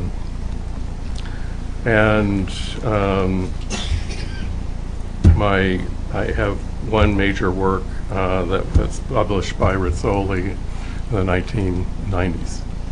And I'll ask this was a little bit based off of your CV, which was submitted as part of a report to this board, but have you curated any exhibitions? Yes, I've curated exhibitions for, and these are all related to building types. The 50th anniversary for the National Gallery of Art in Washington, D.C. The country house, an exhibition on country house architecture of Long Island for the Parish Museum of Art. A contextual study of Meridian Hill in Washington, D.C. I guest curated an exhibition on Pestum for the National Academy of Design. I also worked on an exhibition for the National Academy of Design that showcased the work of their architect members. And have you been qualified as an expert in the field of architectural history before any planning or zoning boards or historic commissions or review boards otherwise in the tri-state area? Yes, let's see, most recently in Southampton and Hackettstown. Southampton, Long Island, and Hackettstown, New Jersey. So you have been qualified as an expert before planning and zoning boards in New Jersey? Yes. Okay. Mr. Chairman, I would offer to have Mr. Bedford qualified as an expert in the field of architectural history. Dr. Bedford, one question. Are you appearing here as a individual, or are you representing any firm? I work for Louis Berger, U.S. Could you describe what Louis Berger's primary work area is at this time? Oh, it's quite a diverse company. It's 4,000 people worldwide. We have a cultural resources division that's been in existence since the early 1980s. So the firm does everything from architecture planning, economics, power and energy work, transportation work.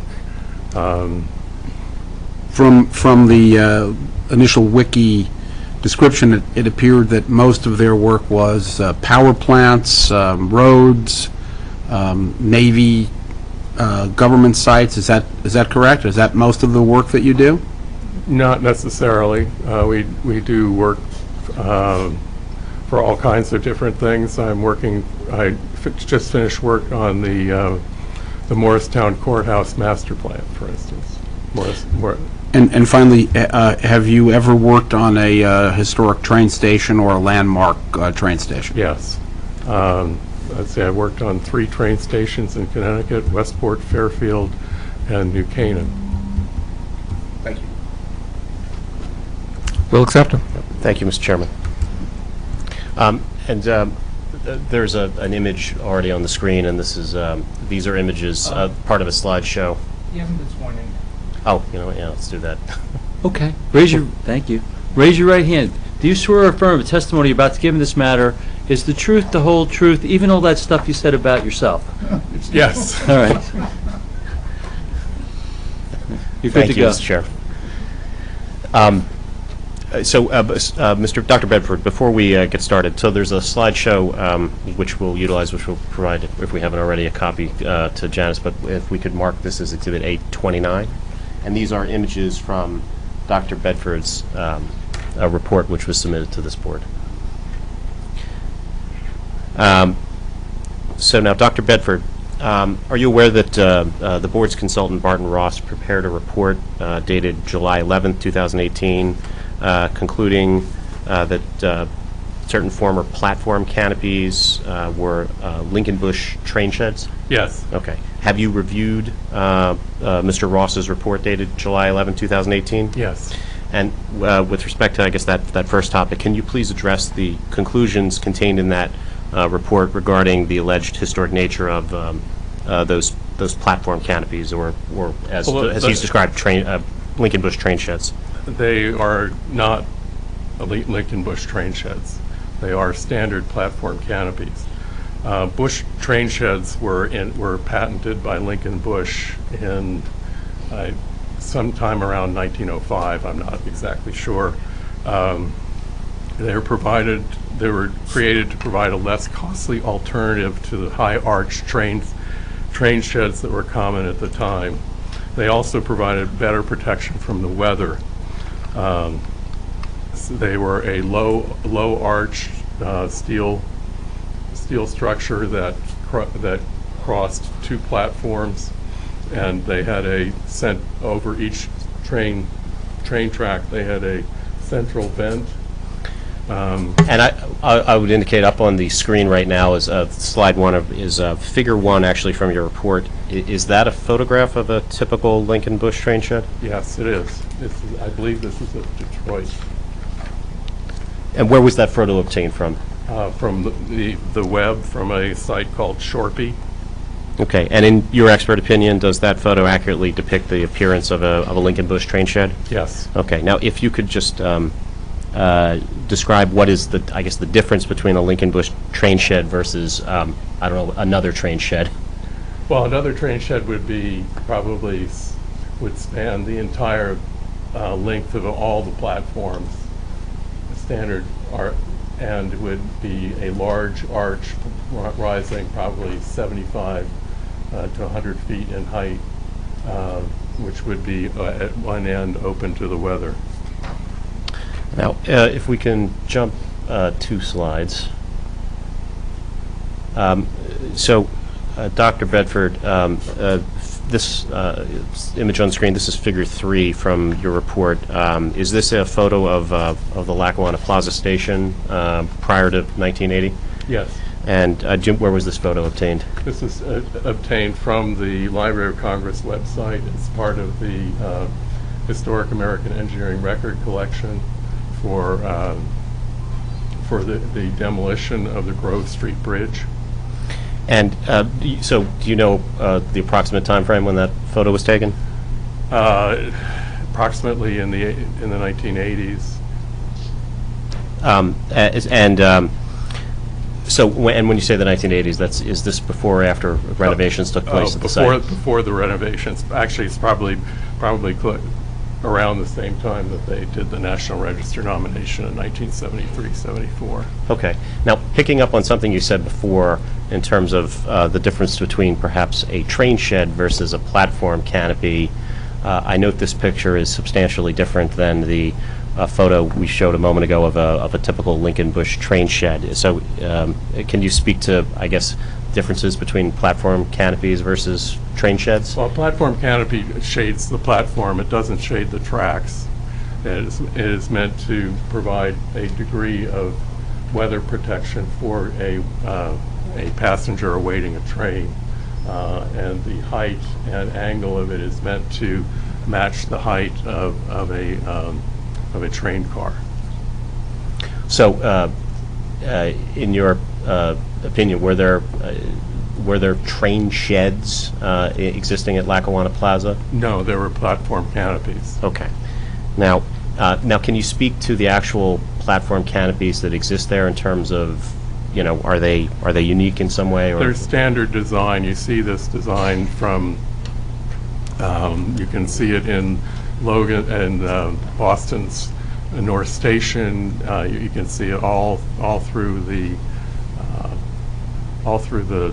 Boston-Washington corridor, all the way down to Union Station in Washington, D.C. And there are platform canopies like that still in existence? Yes. Okay. Now, if we could skip to the next slide.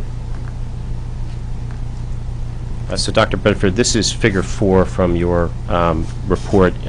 Is this a photo of Lackawanna Plaza Station from the National Register files? Yes, it is. Okay. And can you speak to what this photo illustrates? Well, it shows the head of the tracks and the waiting room and ticketing area of the train station around 1973-74. What you can notice, what you can see through the head of the platforms, you can see that all of the tracks are open and uncovered. Okay. So now, can we skip to the next image? Okay. So, Dr. Bedford, what's up on the screen is illustrated as a article from Railway Age Gazette. It looks like. Can you? And is this article referenced in your report? Yes, it is. And can you reference or explain to the board why you referenced that article in your report? I referenced this article. It's a reprint from Railway Age that was in a collection of material related to Lincoln Bush in the University of Illinois library. I reference it because after describing the train sheds at Buffalo, he lists all the. And we could skip to the next page. Is this a page a page from that Railway Age? Yes, that is the final page. Okay. And if you could just explain what the point of this. Well, it lists all the train sheds that Bush had designed up to 1914, and you'll see that Lackawanna Plaza is not on them. Montclair is not on them. Okay. Now, if we could skip to the next exhibit. So this is figure 5 from your report submitted to the board. It's, as suggested on the bottom, detail from drawing AR 17. Can you describe what this exhibit depicts? Well, it's a portion of the drawing submitted to the township for construction of the interior mall. And you'll see that it clearly shows that new skylights were added in between the two platform canopies. And if we could go to the next exhibit. Dr. Bedford, this is figure 6 from your report, section detail from AR 118. If you could just talk about what this depicts. Well, this depicts one of the skylights towards the head of the tracks. You can see that it's modern construction that covers the open area of the mall. And these construction plans, these were submitted in the 1980s for the interior mall? Yes. Okay. And skipping to the next exhibit, this is figure 7 from your report, details from drawing AR 118. Could you describe what this depicts? Well, it depicts a new skylight being built over the tracks. It's a sectional view with a reference to details on another page of the plan set. And the next exhibit, which is depicted as figure 8 from drawing AR 203, again from your report submitted to the board. What does this depict? Well, it depicts the relationship between the old concrete, the new concrete, and the construction of the steel construction connection for the skylight, where you can see that the old the old platform canopy is ended with a steel channel, and then a web fastener is bolted onto a I section that supports the skylight. You can also see that there is a new concrete slab, and you can see how the skylight sits on top of the new construction. And if we could skip to the next exhibit, this is figure 9 from your report, detail from drawing AR 214. If you could just briefly describe what this depicts. It shows how from the beginning to the bottom, it shows how there is a new concrete floor over the existing footings, and it shows the new platform. It shows new skylights over the platform, and it shows on the left the original canopy support. And the next slide.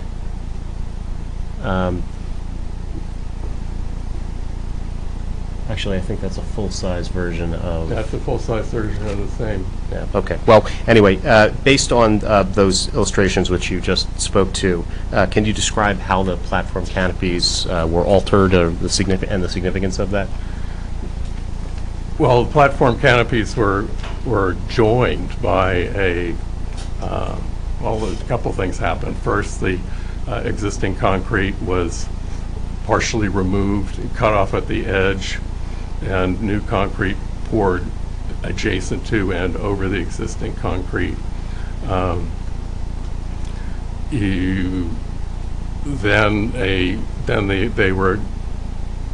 new skylight was created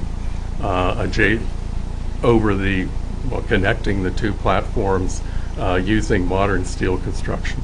And were the floor levels altered? Yes, they were. And the pedestals of the canopy supports, was anything done with those? They were further buried under the floor concrete.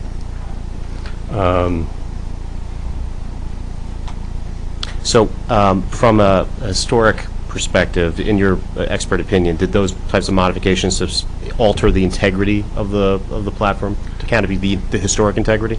In my opinion, yes. And just to clarify again, prior to those modifications and additions, the platform canopies that are part of that, that I guess are some of the steel, which is still in the interior mall, that was never part of a train shed, correct? Correct. Okay. Now, are you familiar with this site as it pertains to the National and State Historic Register nominations? Yes. Okay, so just to take a step backwards, I know you've mentioned you have written National Register of Historic Place nominations. How is a site determined to be, or a structure, or the specifics, how is it determined to be eligible? Well, it must meet certain criteria. It must have at least, first it needs to meet most of the 7 integrity criteria of location, setting, feeling, association, design, materials, and workmanship. And then from there, its importance within a context must be established, and then its eligibility must be determined, its kind of eligibility must be determined, whether criterion A related to a particular event or a sequence of events, criterion B for association with an individual. Criterion C is sort of a catch-all that is a case where the buildings reflect the trends or workmanship of a particular age or era. That's where significant architecture usually falls under criterion C. Then there's criterion D, which is likely to yield information, which is usually reserved for archaeology. And you're familiar with the national the National Register nomination for this site? Yes. And you're familiar with the State Historic Register nomination for this site? Yes. So, starting with the national, looking at that, I mean, do you have any opinions in terms of deciphering? There's been some suggestion during questions, I think, in testimony tonight about what elements of the site are historic. Does this mean the entire site's historic, or how do you decipher that? Well, it's not well defined in terms, I like to say modern terms. A more recent nomination would be more specific as to which elements were contributing to the structure, which elements were not, which elements of the plaza were listed, were considered portions of the National Register nomination, which elements were not. The current nomination on file in Washington and that can be accessed via the National Park Service focused web does not have a it does not have a true map of the site, and does not define the boundaries other than by latitude and longitude. So in your opinion, based on reviewing the National Register nomination from the 1970s, is that correct? Yes. Yeah, so would that nomination pass today's requirements for nomination? No, it wouldn't. Okay. Now with respect to the platform canopies that we were previously speaking about, as you've testified, they alter. Does the remnant steel that's left after the alterations, should that be given a lot of weight as being a part of a National Historic Register nomination in light of those alterations or modifications? In light of the alterations, no. The platform area has been, its integrity has been compromised by the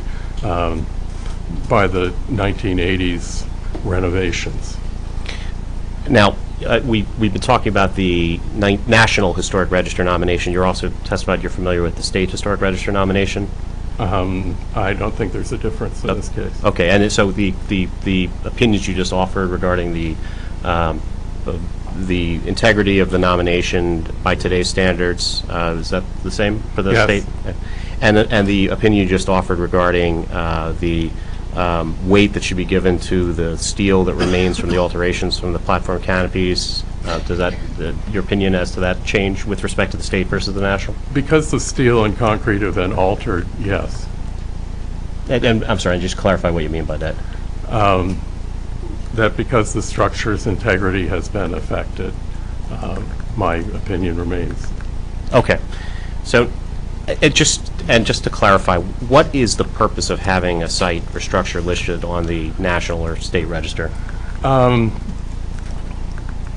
National Register was started with the 1966 National Historic Preservation Act as a means of recognizing structures at a local, state, or national level. The intent of the listing was primarily that it should be a planning tool that its status be taken into account when a state or federally funded project might affect the property. So it means that it does not per se compel preservation, particularly anything that is privately funded. So if I could, at the risk of putting words in us, would the fact that a structure is listed on the National or State Historic Register, does that compel a conclusion that no structures on the site can be demolished? No. Yeah. Not at all. Okay. And applying that principle to the subject site, with respect to at least the remnants of the platform canopies, could their demolition be considered separate and apart from the rest of the National Historic Register listing? I believe it could be, even though it is included as a single element. When on closer examination, if you look at the if you look at the site, you can see that the platforms are essentially separate from the head of the platforms and the waiting room ticketing area. And just to clarify, your understanding of the waiting room, the ticket area, that stuff's not being demolished, correct? Correct. Yeah, all right. So,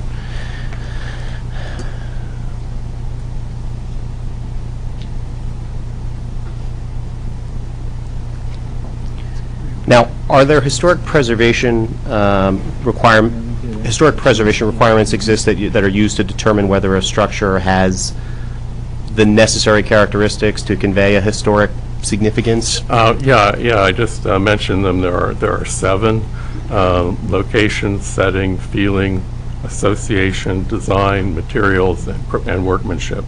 So now, focusing on the platform canopy remnants, those are the Secretary of Interior guidelines you just spoke of a moment ago? Actually, they are part of the National Register requirement. Okay. Well, focusing on those criteria in the context of the present integrity of the platform canopy remnants, can you offer your opinion or analysis? Okay. Well, since the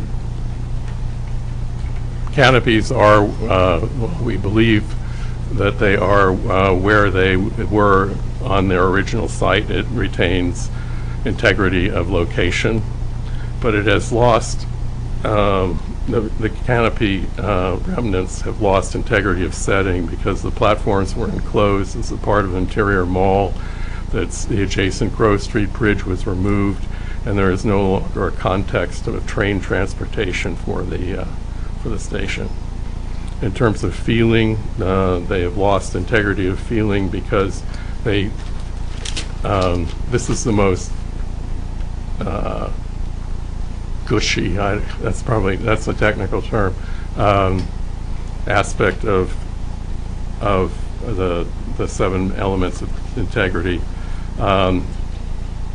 And I believe that they no longer feel that they're part of a train station, that they're part of an interior mall, that one expects a certain degree of transparency when one deals with a train platform, and that is absolutely not present. Instead, the platform elevation looks like a warehouse loading dock, despite efforts to make it look more historical with the addition of some false trusses. In terms of association,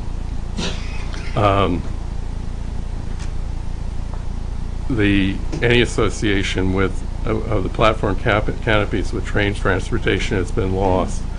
But prior to construction of the interior mall, a visitor would associate the ticketing waiting area with a train station. There is no exterior indication of the platform canopies as they presently appear flank tracks or at any time associated with train transportation. In terms of design, they have lost integrity of design primarily due to their alteration of the extra steel to support the skylights, the relationship between the platform and any sort of module related to a track is absent. There is you can no longer appreciate the strong rhythm made by the platform canopy stanchions. The materials have been compromised because some of the platform canopy stanchions are replacements.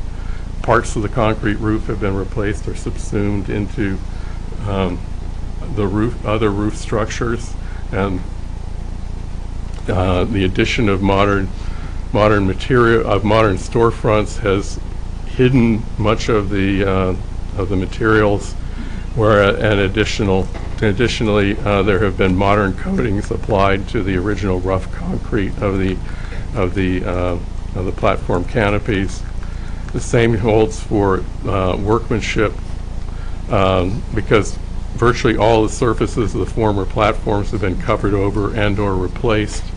Their heights have been altered. Very little of the board form concrete canopies is visible, and the floor no longer reflects that of the original platform. Now, separate and apart from those criteria, are you familiar with Montclair's code section for the historic preservation? It's like section 347-137D. Yeah, I've read it. You've read it? Okay. And that's for the criteria to be considered when an application is made for demolition of a historic structure? Right. All right. So could you just run through, if you have an opinion, about the significance of those criteria in relation to what we were, I guess it was previously about demolishing the interior mall and the platform canopy remnant. It's obviously there's been some change which has been presented tonight in terms of the stanchions remaining. And can you offer that analysis in the context of what you just testified to a moment ago? In terms of its historical, architectural, cultural, or aesthetic significance, those have been lost because the canopy remnants have been altered and practically disguised to such an extent as to be hardly recognizable in the context of train transportation. The stanchions appear to be what they are, stanchions that have been transformed into support columns or skylights. Its use, its intended use, and the use for which the building structure or site was originally designed, the feasibility of the continuation of its designed use, basically as a result of the 1980s interior mall, what exists now, or it's nothing more than remnants of the train platform canopies. They're no longer used for their original purpose, and there can be no continuation of a use or an active use. It's important to the township, and to the extent to which its historical or architectural value is such that its removal will be detrimental to the landmark district and to the public institution. Well, I would argue that any historical or architectural value that the platform canopies had was removed when they constructed the interior mall. Any detriment that could have been caused as a result of demolition was already caused due to the addition of concrete, steel, and skylights that all but completely disguised the former platform canopies.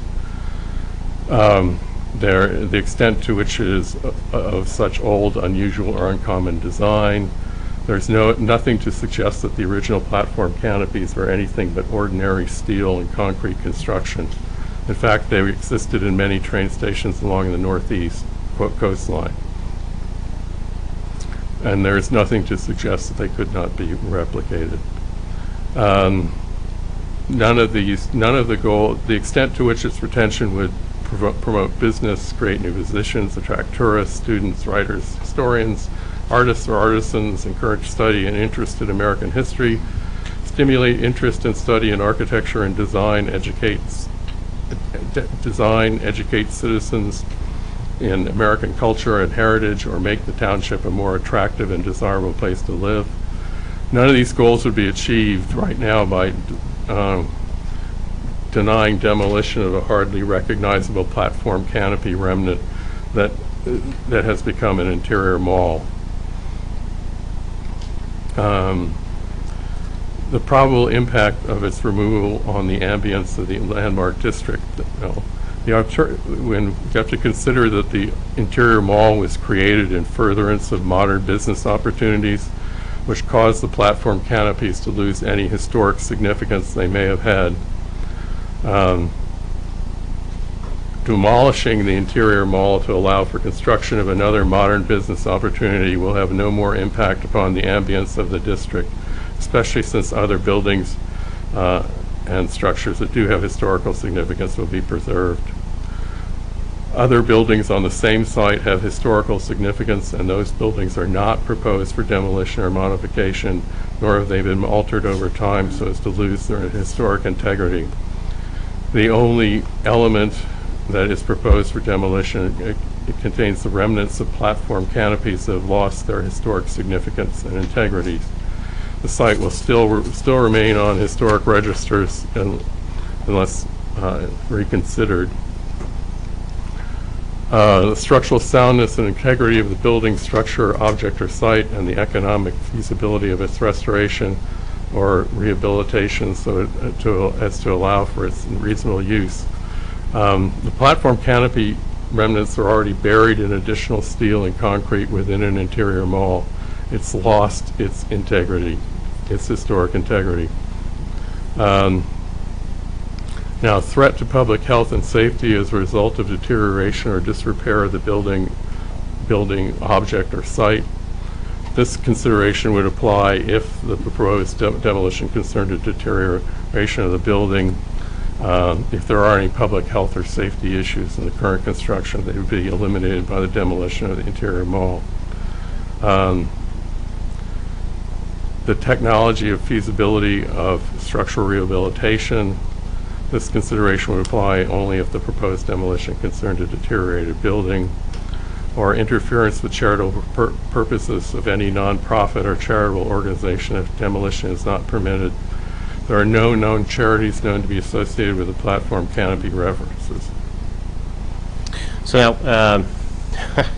now, moving past that issue, so the Historic Preservation Committee issued an April 26 memorandum to the board. Have you familiar with that document? Yes, I am. And in the appendix to that document, I believe there's a suggestion that that Lackawanna Plaza represents a concrete innovation by the architect William Botsford. Are you familiar with that reference? Yes, I am. And do you agree with that reference? No, I do not. And could you speak the to article is written by, it refers to an article that was written by William Botsford, but the article is, although written by William Botsford about concrete, it's about a different train station. It's about a train station in Bloomfield.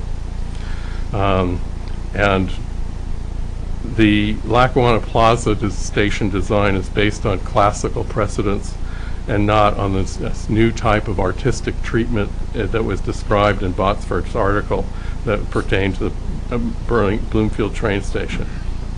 And picking up on something that was testified to earlier tonight, or suggested earlier tonight, are you familiar with the concrete at the, I guess, the site of the platform canopies being somehow unique or associated with Thomas Edison having made it? I don't know.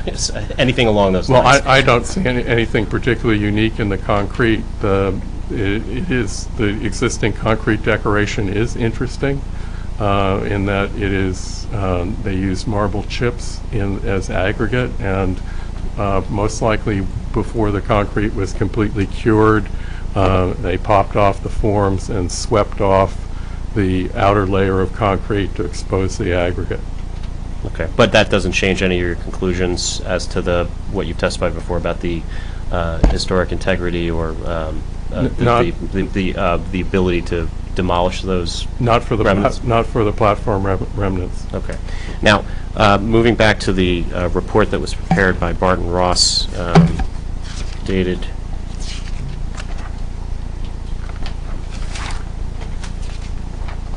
July 11th, 2018. There's a statement, I think, that's repeated in there that that Lackawanna Station was the finest and most complete suburban passenger station in America. Are you familiar with that? Yes, I am. If you examine that statement, it is pure boosterism. It's a self-congratulatory statement made by a Montclair politician who has just announced his candidacy for governor. So I think it should be taken as a political statement more than as a judgment of architectural form. Okay, so just to reemphasize what you've testified to here tonight, what is your opinion in terms of what the applicant is now proposing with respect to the platform canopy remnants and the principles of historic preservation, I guess even bearing in mind that now, since the time you prepared your report and what's been presented tonight, that there's a proposal to keep at least the steel stanchions in the parking field? Well, I think it's an interesting effort in terms of nostalgia. I think it does, if you squint hard and think hard, it does give an evocation of some aspect of railroad stations. And but I do feel that regardless, that section of the building has lost, or a section of the structure has lost its architectural integrity.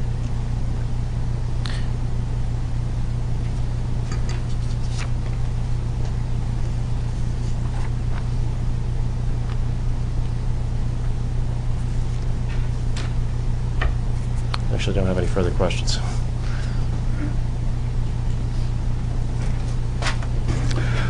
Well, now that you've told us that our train station landmark is virtually worthless. No, I haven't said that. I said Well, it's crap. It's not it's not historically significant. It wouldn't even qualify for it to be on the register if this was a modern submission. It is very interesting testimony. I want to go back through a couple of things in your drawings that I'm not sure I understood. And if you could go back to some of the cross sections where you've got the diagrams, and if we could go back to the beginning, the first ones, like, okay, go forward there. Let's. Now, just so that I'm understanding what this is showing, can you kind of walk us through? I see some new column to match existing, but where exactly is this cross section on the site? Near the head of the head of house area. So it's in the current mall? It's in the current mall. Okay. And so what are we looking at here?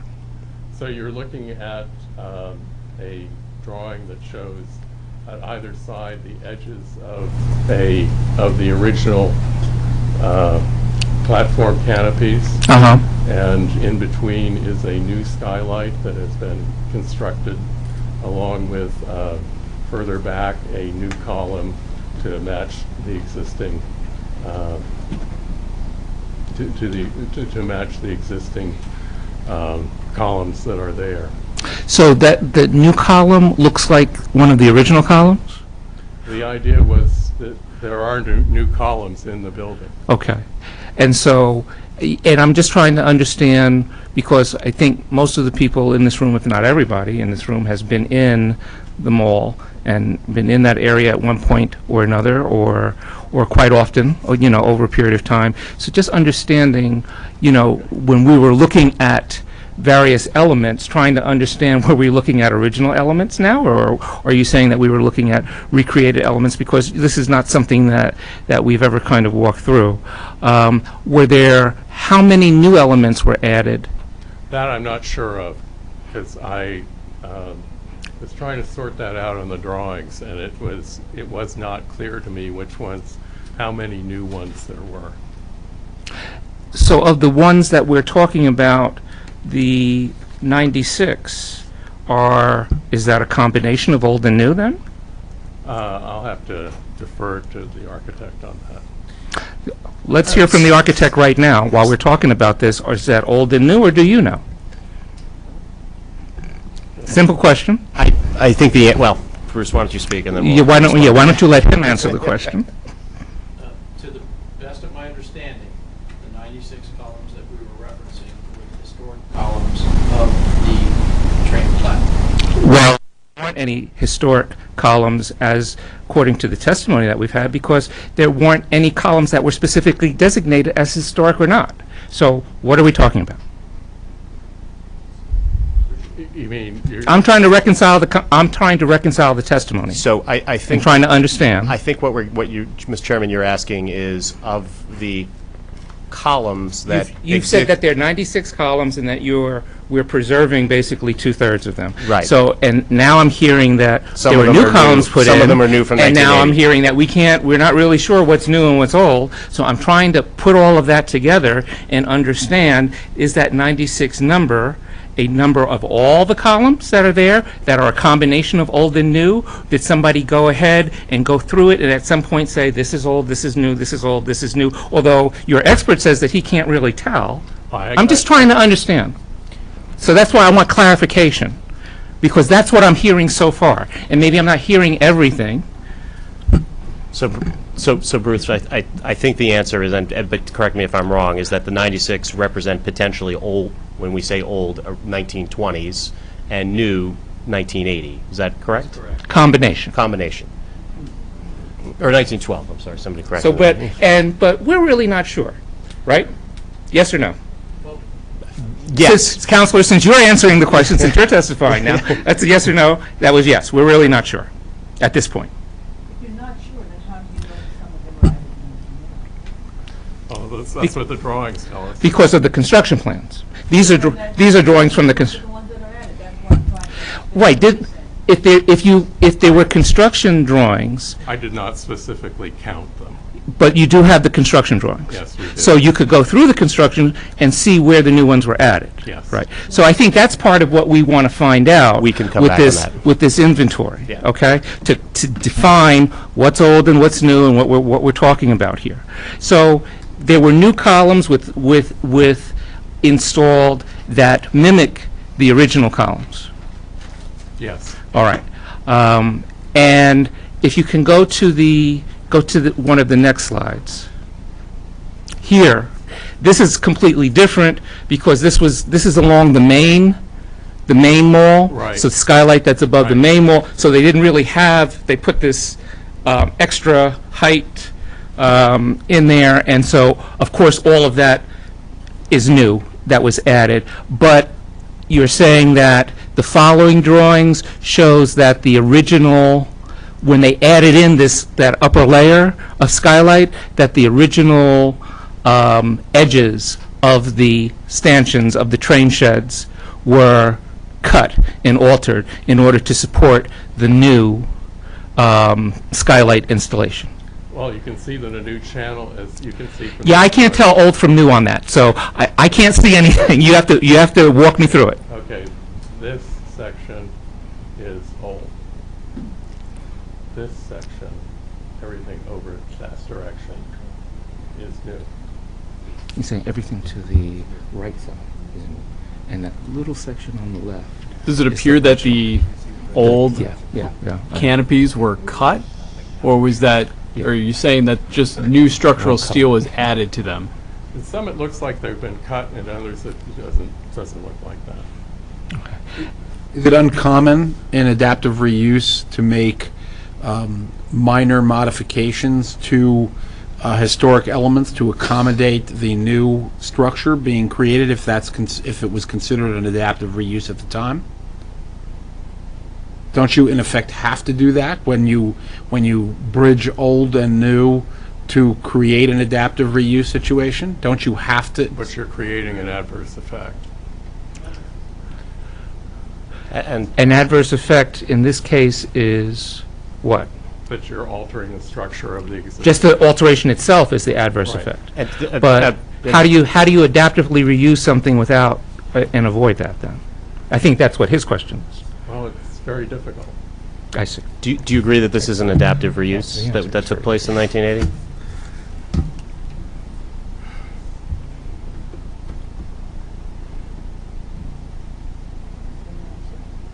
Well, it's a Requires hard some question thought. to answer because it's a toss-up because of the way they mucked it up. Okay. Fair enough. Let's move through the next slide. I'm not sure whether they're... what is this?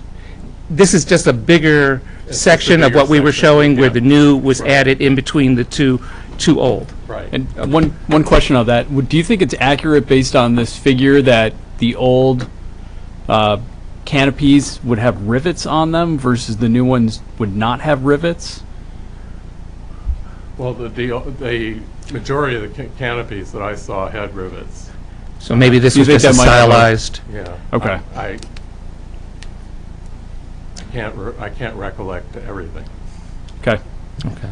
Of course, the design as they're showing them are slightly different. Right. But again, taking note of I never really paid attention to that level of detail between each one that I would see. But if you're saying that they're putting in to mimic what was there, that could either be stylized or it could be a literal. And if it's if it's stylized, it'd be real easy to tell the difference. And I think that's what you're alluding to. So when you bury stuff in it, if it can be excavated, does that restore its historical integrity? That depends. Are we talking about? Are we getting into the archaeological area of this? No, it depends on how it's buried and what the current impression is. Okay.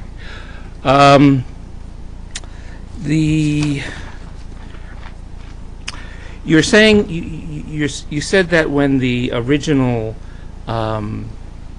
designation was made, for whatever it's worth, it doesn't seem like it's worth a whole lot, but when the original designation was made, there wasn't a lot of detail about what. So how would that have been handled? How is that handled when you have a site that has a historic designation, but you don't have an inventory of what's historic and what's not historic on the site?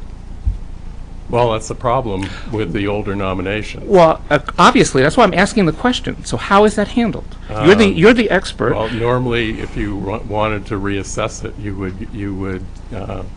would revise the nomination with a description. But if you have a situation where that's not practical. So how does somebody treat it without doing a full reevaluation? You're saying it's not possible, so that the designation truly is worthless at that point? No, it's still listed. This is still listed, but it's even more worthless than, because basically, even though it's listed, that doesn't stop you from doing anything to it, right? As long as you're using private money. But as long as you're using private money, and if you're not designating what is and what isn't, then it doesn't even, it's even less value. So there's no way, there's no system or procedure or standard operating method that people in your profession and people who deal with historic property say, okay, well, when you have this situation where you don't have detail, then you treat the whole property as something, or you treat a portion of it, or you totally disregard it. I mean, how is it? You assess it on a case-by-case basis. Case-by-case basis. Okay. So, case-by-case basis. That's good. And that gives us some guidelines. And we have a train station that existed between 1913 and 1980, and we have plans which designate exactly what was done in 1980. So we do have a record of exactly what's old and what's new. I just can't quite figure out why the difficulty in discerning what's old and what's new. Well, I think the answer this evening has become clear that it just hasn't been done.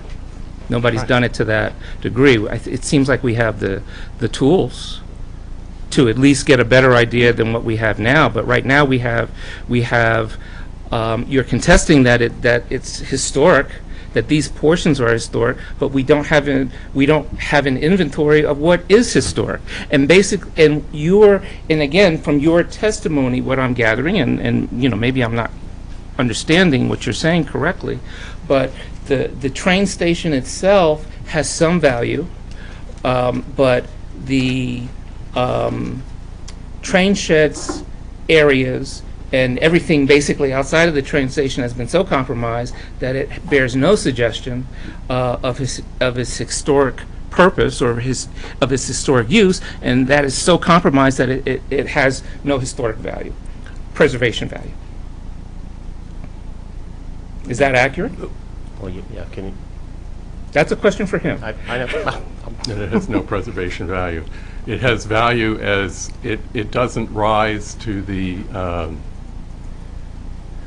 well, from a material culture point of view, everything has value, but that's not helpful either. That's not what I'm asking. I'm asking from a historic preservation, because that's what you're testifying, that's the lane that you're testifying in as an expert, and I'm asking from, given all of these circumstances, that, this site, which has been, at least at some point in time, earned a designation under the standards that were applicable at the time, that the train sheds themselves, which was a part of the original train station, which was incorporated into another structure, but they have no historic value because they've been too compromised. Right, at this point. I am understanding you correctly.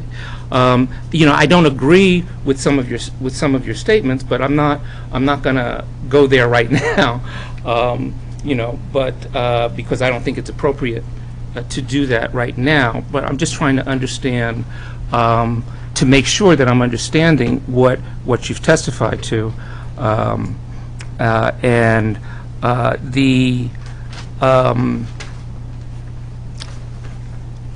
alteration once a structure, a historic structure, is altered, that in and of itself damages it. And then if it's altered to the point where you can't tell what it was before, what the historic purpose of it was before, then it's completely compromised, so that it's of no value, and that could never be restored. Is that correct? Well, with enough money, you can restore anything. Right. So you could reverse it. With using modern materials. Using modern materials, but again, if you use modern materials, that wouldn't have the historic preservation value? No, it still would have value. Uh-huh. I'm a little confused here. Let me, I just want to just kind of clarify what it is that you are saying. You're saying you looked at the site, and when you look at the site, you can tell that some of the things are old and some of the stanchions are old and some are new. But you cannot, but it seems to be confusing to me as to exactly what you have, what's old and your clarification of what's old and what's new doesn't seem to be as visible as you having looked at the site. You can't tell. You're saying you can't tell. The only way you can tell is to go back to 1980 and see exactly which ones were added, so you cannot in any way distinguish between the old and the new. Some of them are buried in walls. Some of them are behind storefronts. But the ones that are in the plans that are put before the board now, which you're saying you're going to use in the parking lot and you're going to use, those are things which you can, in fact, clean up to the point where they look like they did before. Is that basically what we're saying? I believe so. Because you've got plans that you've shown us in the parking lot where they're all cleaned up and they're there and they're not buried and they're not buried in concrete. So you're talking about restoring them at least to the point, and these are the old ones that can be restored, right? What is that? What's in the parking lot? You've shown us pictures of parking lots. There's a presumption in this design that they can be restored. Right, you're showing us pictures of parking lots where they're sitting there with nice lanterns on them, some of them, so obviously these are pictures of the old ones restored. Is that correct or incorrect? Yes. But does that affect their historical? If they're restored, they're restored. But does that restore their historical value? It seems to me that they do. Well, he's saying no, and because they're why? just a component of the train station. A component of the platform canopy. They're not the full platform. So canopy. Individual components don't have value historically. It depends on the individual component, but so generally, so if you 96 strip a or building, 75 metal stanchions aren't enough to have value, historic value. Well, it depends on how you use them.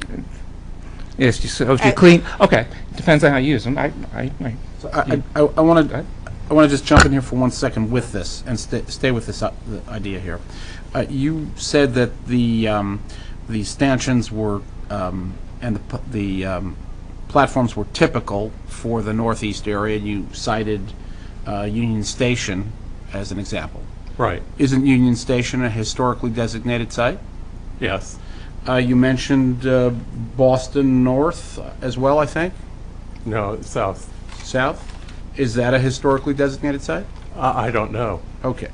So the fact that typical platforms were used as opposed to the Bush platforms they can still be part of a historically designated site and therefore significant. Isn't that correct? Yes. Okay. So, now you've determined based on the 7 criteria for the site that it has been compromised because of the adaptive reuse in the 1980s. Right. Isn't most of that adaptive reuse undertaken really additive? That if you removed that, you would end up back with the platform feeling, and if you worked with a more open area, that you would, could you effectively regain the platform or original train station quality? Effectively, you're saying that the adaptive reuse negated some of the elements, some of the criteria, but again, that's an additive quality here. What about subtracting, reversing it, and then modifying it differently? Oh, you could do that, yeah. Isn't that what was proposed? Yeah, it seems, yes. Did you see the pictures of the open supermarket design using with the platforms underneath and creating the sort of atrium effect? Wouldn't that have recreated more of a platform feeling in a big open space? I've never been in it. I've seen the pictures, but I can't comment unless I've seen it. The pictures of themselves. Well, just to clarify, and I just want to be clear about the distinction between a platform canopy and a train shed. There were pictures of, I guess, a supermarket inside the interior mall, and I think at least some of the suggestion was that the interior mall was a train shed. But I don't. Have you seen pictures that it would illustrate platform canopies inside of supermarkets? I don't think I've seen that. Well, I want to be clear. If the metal was exposed, if the store walls, if some of the other elements inside that look, 1980-ish, if all that was pulled away and we were just left with the, let's call it the superstructure, wouldn't that go back to recreating more of an open station feel? Yeah. Well, wait, but it wouldn't be covered over. It would be open. How many of these typical train sheds that were, in use in the early 20th century, how many of them remain in the state? Any idea? No idea.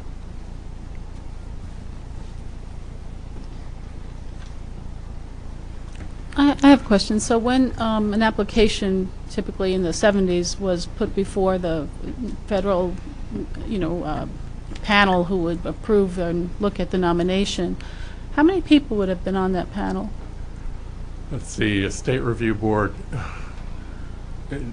is probably at least half a dozen. And the federal?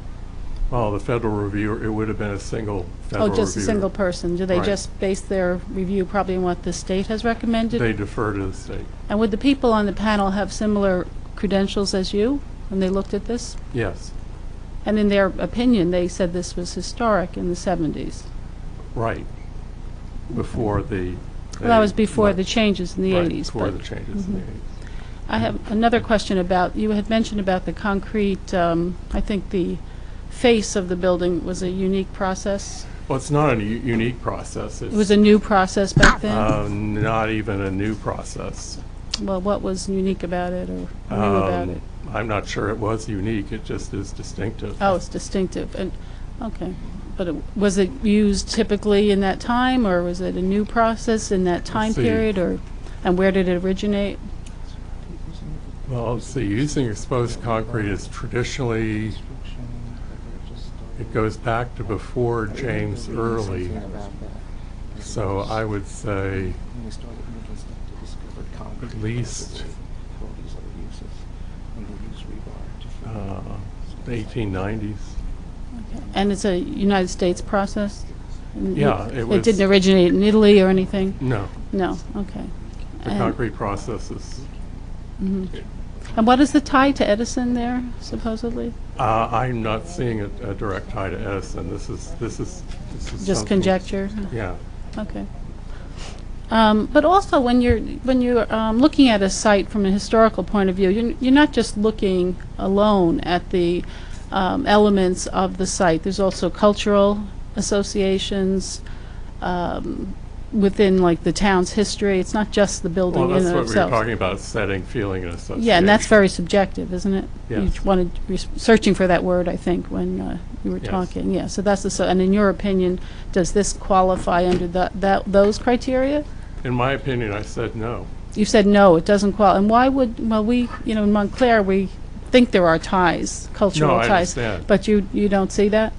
Well, and just to clarify, so there's the whole site, there's different elements on the site, but you were testifying about the platform canopy remnants at that moment, right? Right. Yeah. But I mean, I think it's clear from the it seems to me clear that the whole site, it's called the Lackawanna Railroad Station, the Montclair Railroad Station. Why would you separate out the platform sheds from the whole site when you're looking at this from a historic point of view? Because you're looking at what is essentially a separate structure. That's just looking at it from a structural point of view, but there were more elements that go into the thinking about whether this should be accepted on a register or not. It's not just... Dr. Bedford, does that exist anymore? Embedded somewhere in the portions of it, embedded somewhere in the structure. That's correct. It's Right. embedded. So if you exposed it again and took away from some of what was there, does it not remain? And therefore Depends on the condition. I'm sorry? I don't know what the condition is. Well, we know the steel is good. It's holding up the building pretty good. And that's 80% of what we're looking at is steel. Right. Did any other members of the board have questions? Yes. When you said that the nomination wouldn't meet today's standards, did you mean that the current condition of the property wouldn't meet today's standards, or that the nomination back in the 70s wouldn't meet today's standards for The nomination? nomination back in the 70s. Okay. The paperwork that was submitted and...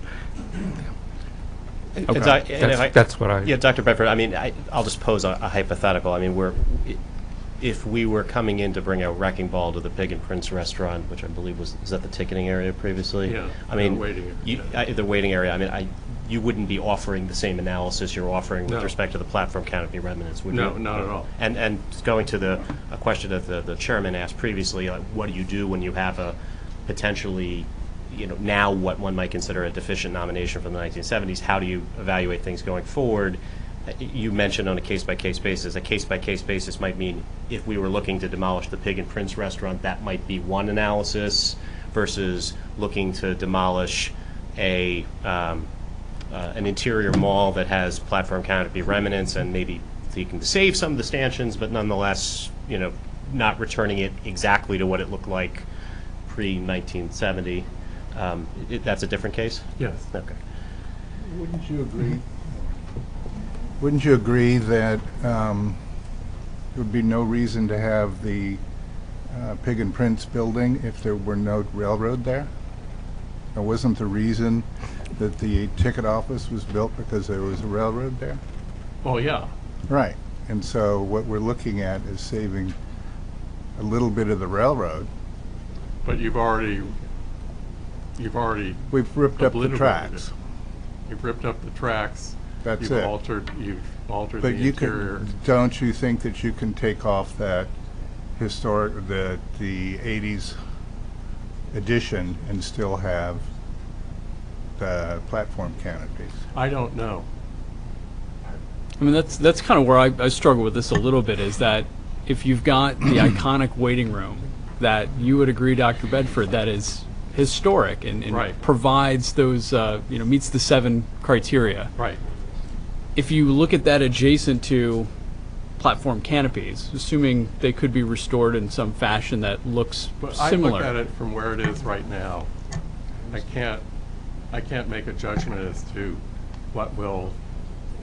I can't rely on something that, as some wishful thinking as this, what something will be. Well, often here in town, we'll tear off a facade, we'll get a nomination to change a building, to change a sign or something, and then we'll tear off a facade and we'll find out there's terracotta under there that we didn't know. And, you know, it becomes quite historically significant because of the terracotta. These train platforms, no one's going to rebuild them the way that they were because of the materials and how they put them together. So, Dr. Bedford, I just to rephrase possibly a question the board members have already asked, but the in terms of going backwards, I mean, in your opinion, is that what the applicant is attempting to do by showing the stanchions now in the parking field with the colorized asphalt or whatever the byproduct would be to return some sort of train station feel to the Pig and Prince restaurant having a context? Yes. Yes. Any other questions from the board? Yes, just one other point. So I was looking very closely at these 7 requirements for that you had listed out, and it seemed like a subset of them we could potentially recover. Others maybe trickier to recover. The one that we have locked is clearly location. But just building on what the other board member had mentioned, in terms of setting and feeling, and then also association, you mentioned that it's lost its association with trains. Can you comment on which of these could be recoverable and which may not be as recoverable?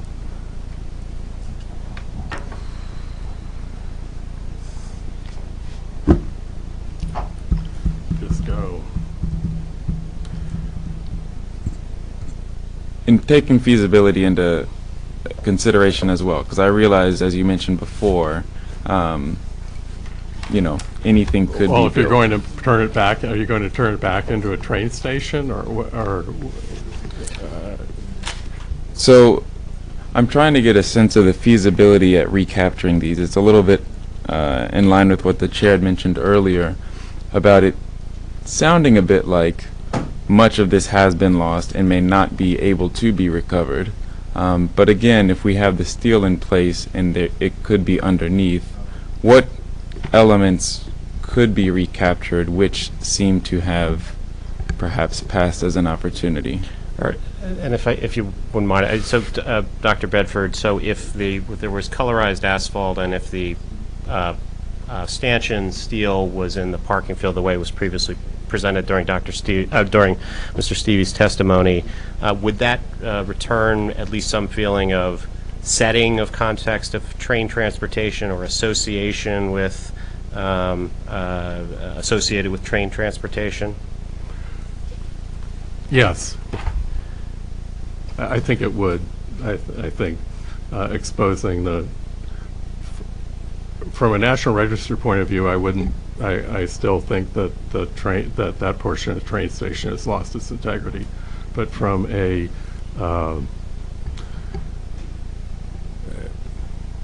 I'm trying to think of the right word, and it's not nostalgia, but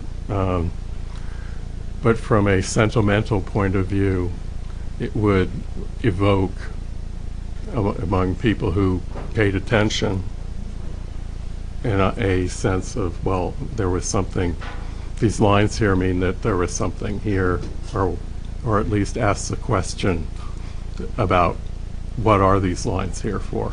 But in your opinion, in this case, the lack of integrity amongst some of these 7 elements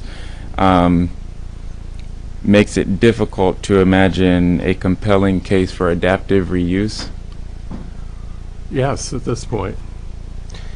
And the one other piece, so the other board member had mentioned, so I see here we have a challenge with setting and feeling and the association with trains, and I'm similarly concerned that if we say these are not associated enough with trains and there's not enough context and setting here, we may lose the context and setting that they then provide to the other portion. So have you faced these challenges before? How would you have approached them in your previous experience?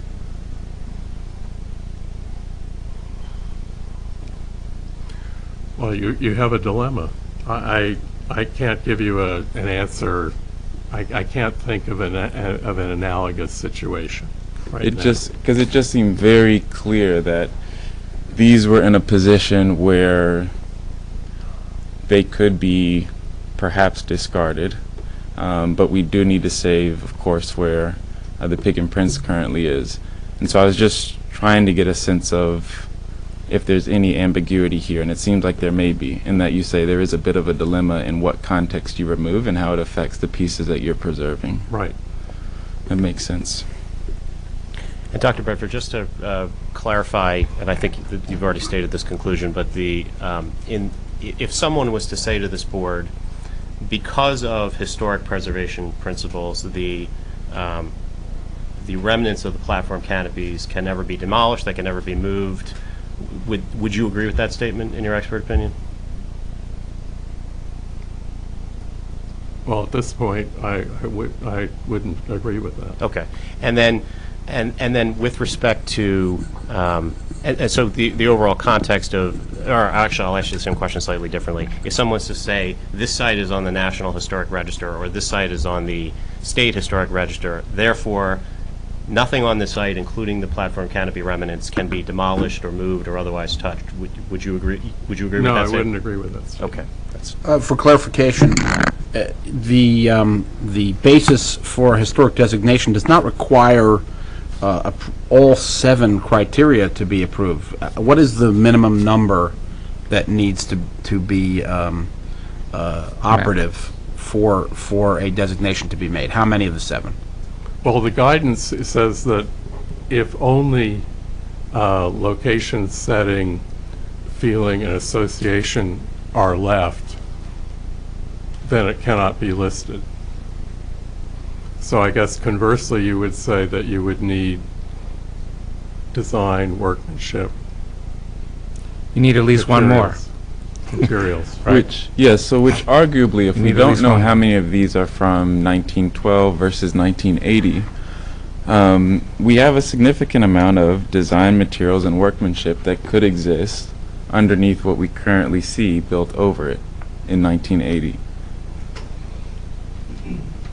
And I'm not saying necessarily that we do. I'm just saying, not knowing which ones are 1912 versus 1980, it's difficult to make a declaration on how much we have to work with here.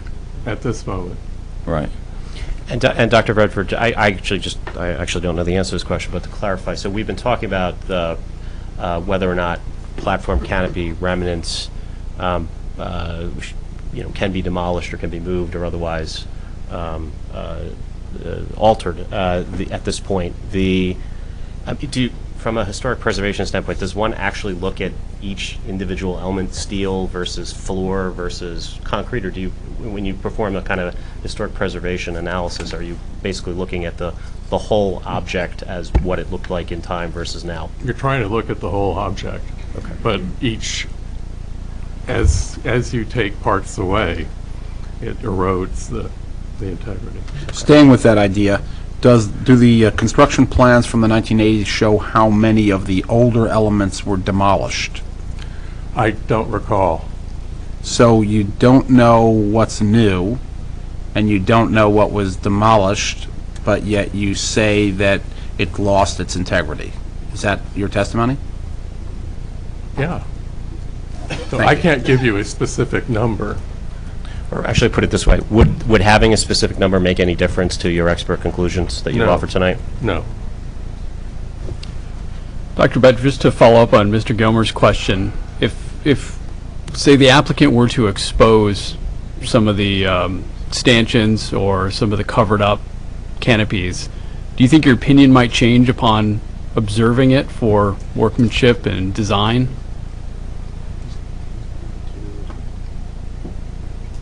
Well, you'd have to remove quite a bit. But yeah, if you could. Yeah. It's possible that observing it, in its existing condition underneath whatever's been covered might change your opinion of the value? Yeah. Wait, so I'm sorry, are you saying your expert conclusion would change if you saw the steel separated versus the interior mall as it exists today?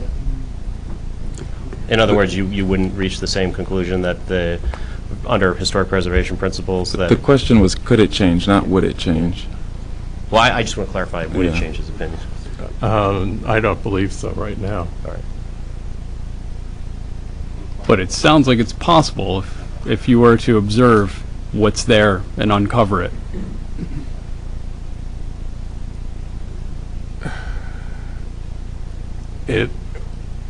I'm not sure what value that would be. If you're just saying, okay, we're just going to take out everything from the 1980s and then see what there is to make a determination. Well, I think I'm trying to get down to design, materials, and workmanship. You know, if you were able to. Well, certainly you don't have the design anymore because of the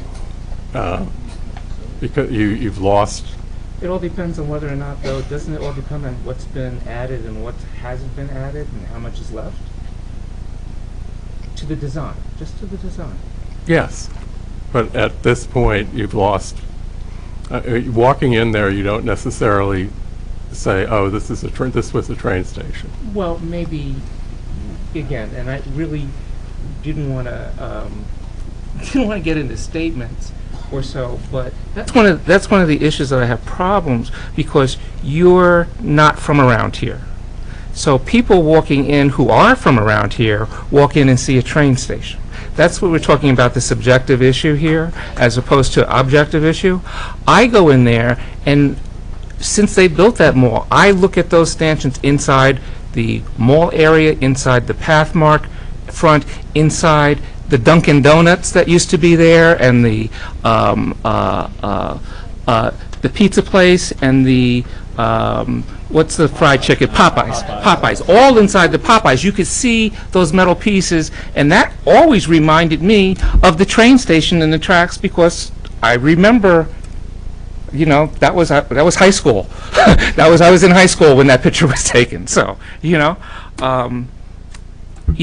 and people in this area recognize that as a former train station, because that's part of Montclair's history of 5 train stations in this itty-bitty little town. That's how the town got created. So, again, I don't want to go off on that tangent right now.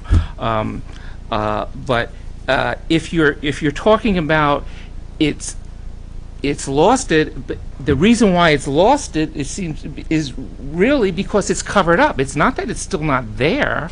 Some of it is missing, yes, but more of it is there than is not there at this point.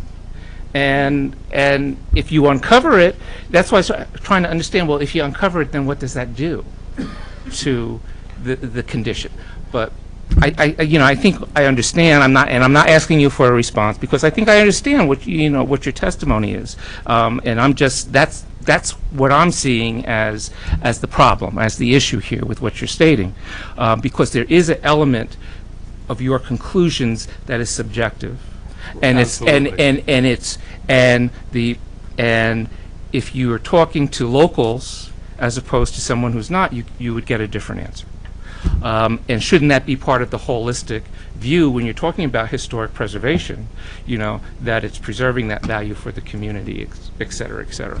Are there any more questions from the board? Mr. Ross. Yoo-hoo, Mr. Ross. As our board architect, do you have anything that you want to add to the discussion? Question you want to raise or anything at this point?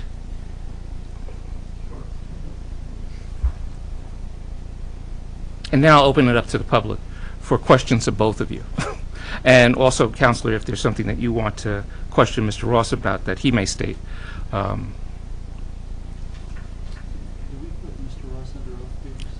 believe so. He certainly has talked a bit here, so he better be under oath. So, on Dr. Bedford's point about the Lincoln Bush design sheds, I think, as you saw in my report, we'll concede that point. I use information I'm given by others, and I cited the source that we used, and apparently Lincoln Bush actually worked for the railroad up until 1909, and this would have been designed around 1911. And so I still find it, undoubtedly possible, probable that his draftsman that he would have trained and who worked under him would have had the influence of the design that went into the platform canopies that were designed here. So I think there's been some confusion, even on this image here. So I wanted to pass around an exhibit for everyone to look at. One for the applicant. This is what the shed looked like when they were first constructed. Is this in your report? Wait, you can't show this yet, because I have to wait for council to come in.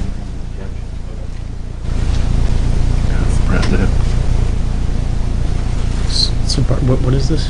This is just a photo. It's that photo except when. Is it what? When it was first constructed. This is a 1913 photo. Can we get you on the microphone, Mr. Ross?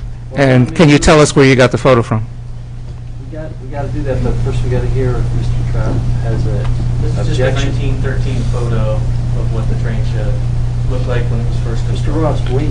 So I guess what I would say is we don't have an objection necessarily to Mr. Ross presenting a photo, although I guess what I say is I might have an objection depending on how he answers the question of where did this come from and how do we authenticate this. Right. When was it taken and who took it? This came from the same collection of photos that I cited in my report. And if you do refresh our memory on that? This is from the Historic Lackawanna Archives. I can provide you a citation. It's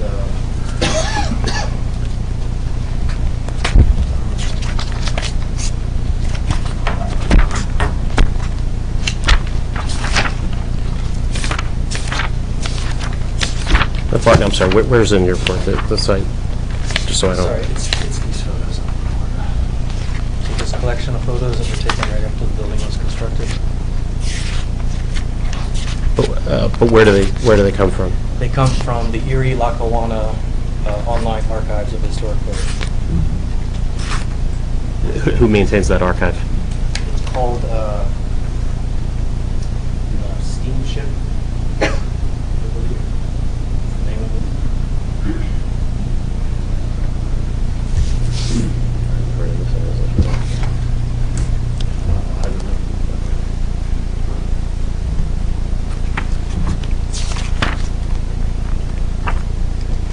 And so this is a website, like if you could just Google it and say Steamship Erie Lackawanna Archive. Give me a second.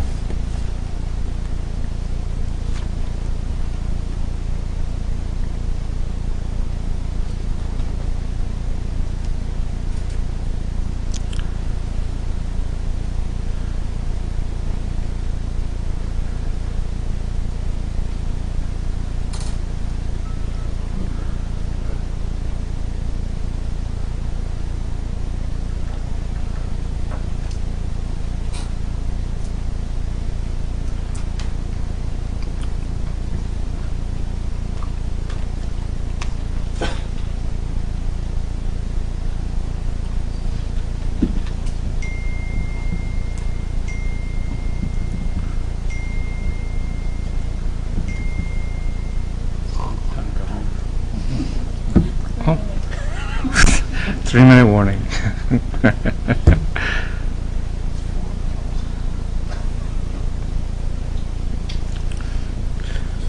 So, Mr. Ross, this is the Erie Lackawanna Railroad Historical Society? Is that it? Yes, sir, I believe that. Sure. And, hold on.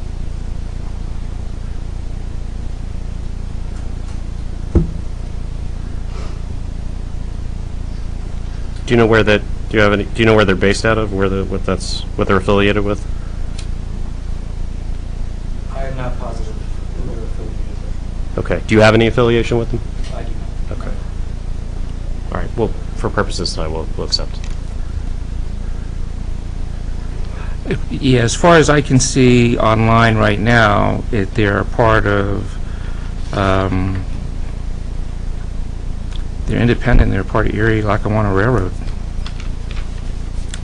But without wasting any more time on that, of course, I'll allow you, Counsel, if you want to look into it further. Thank you. So, you wanted to show a picture, and you wanted to talk about the picture. We need to mark the picture into evidence.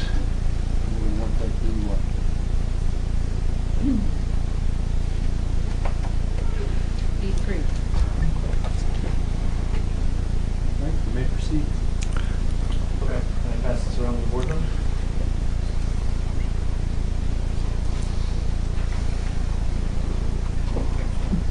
So this photo shows what I've been recommending since we first reviewed this back in December, which was that these exist underneath all the 1980s construction and previous renovations of the building, and that the concrete forms and the actual steel stanchions still exist under there. And you know, this is what we do in historic restoration: is we peel back the layers to discover what's underneath.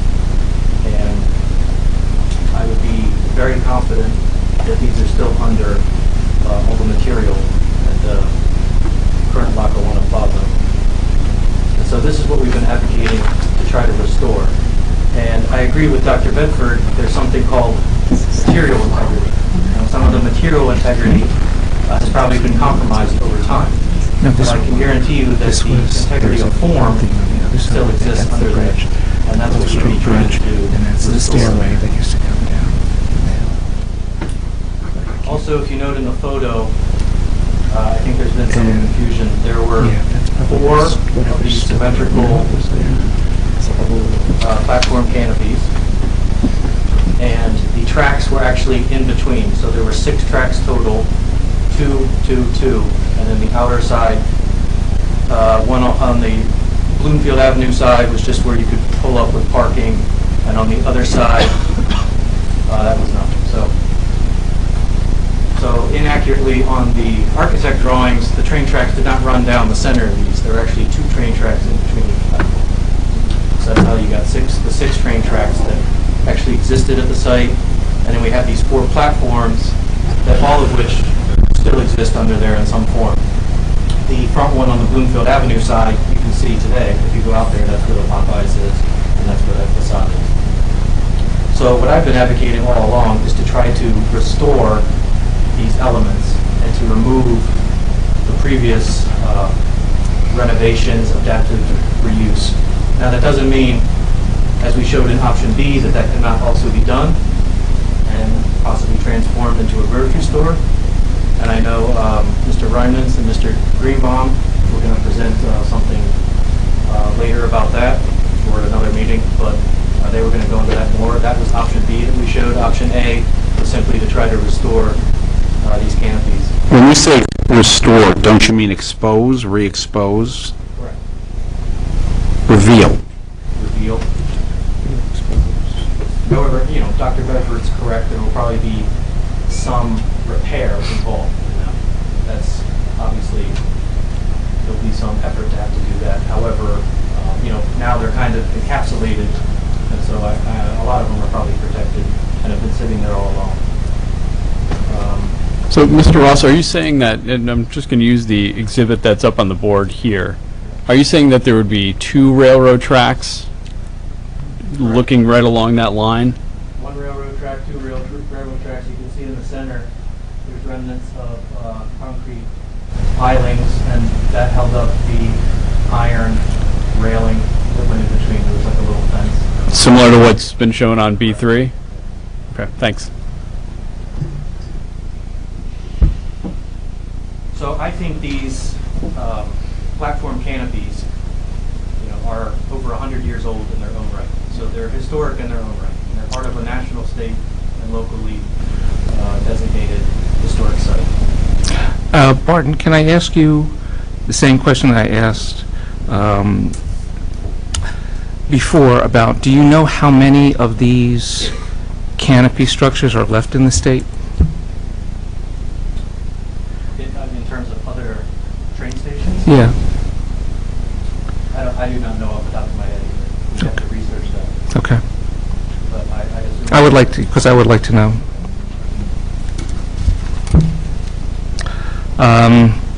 Anything else? To the one other point, Commissioner Schwartz had brought up signage earlier about possibly bringing the signage out to so that'd be the first platform canopy that faces Bloomfield Avenue, and possibly putting a large sign on top of that. And that would mitigate, I think, some of the applicant concerns about the visibility of a new tenant in the space. And we showed a few examples in our report about how that could be done.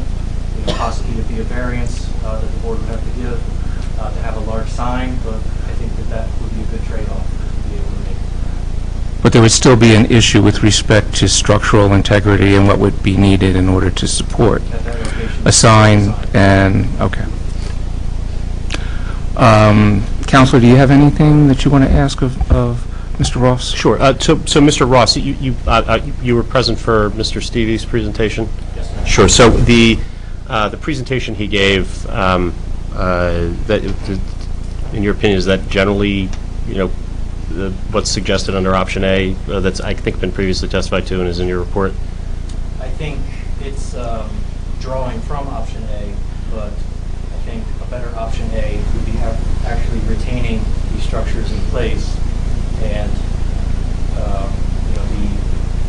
When you say structure, you mean the concrete on top of them? Concrete on top, just like in that historic photo. So it'd be the concrete on top with their ribs and the actual steel canopy columns or stanchions. So just you leave them all in place, possibly some of the concrete platform, or not the platforms will all be gone because obviously we need a flush asphalt parking lot, and restoring those concrete canopies on the top. I think a lot of the concrete is probably still there, but it has been compromised by attachments made to it over time. Definitely on the edges, we probably definitely need to be restored. And then the idea was, since those column spacings are approximately 19'9", column to column, that we would need to go to a single lane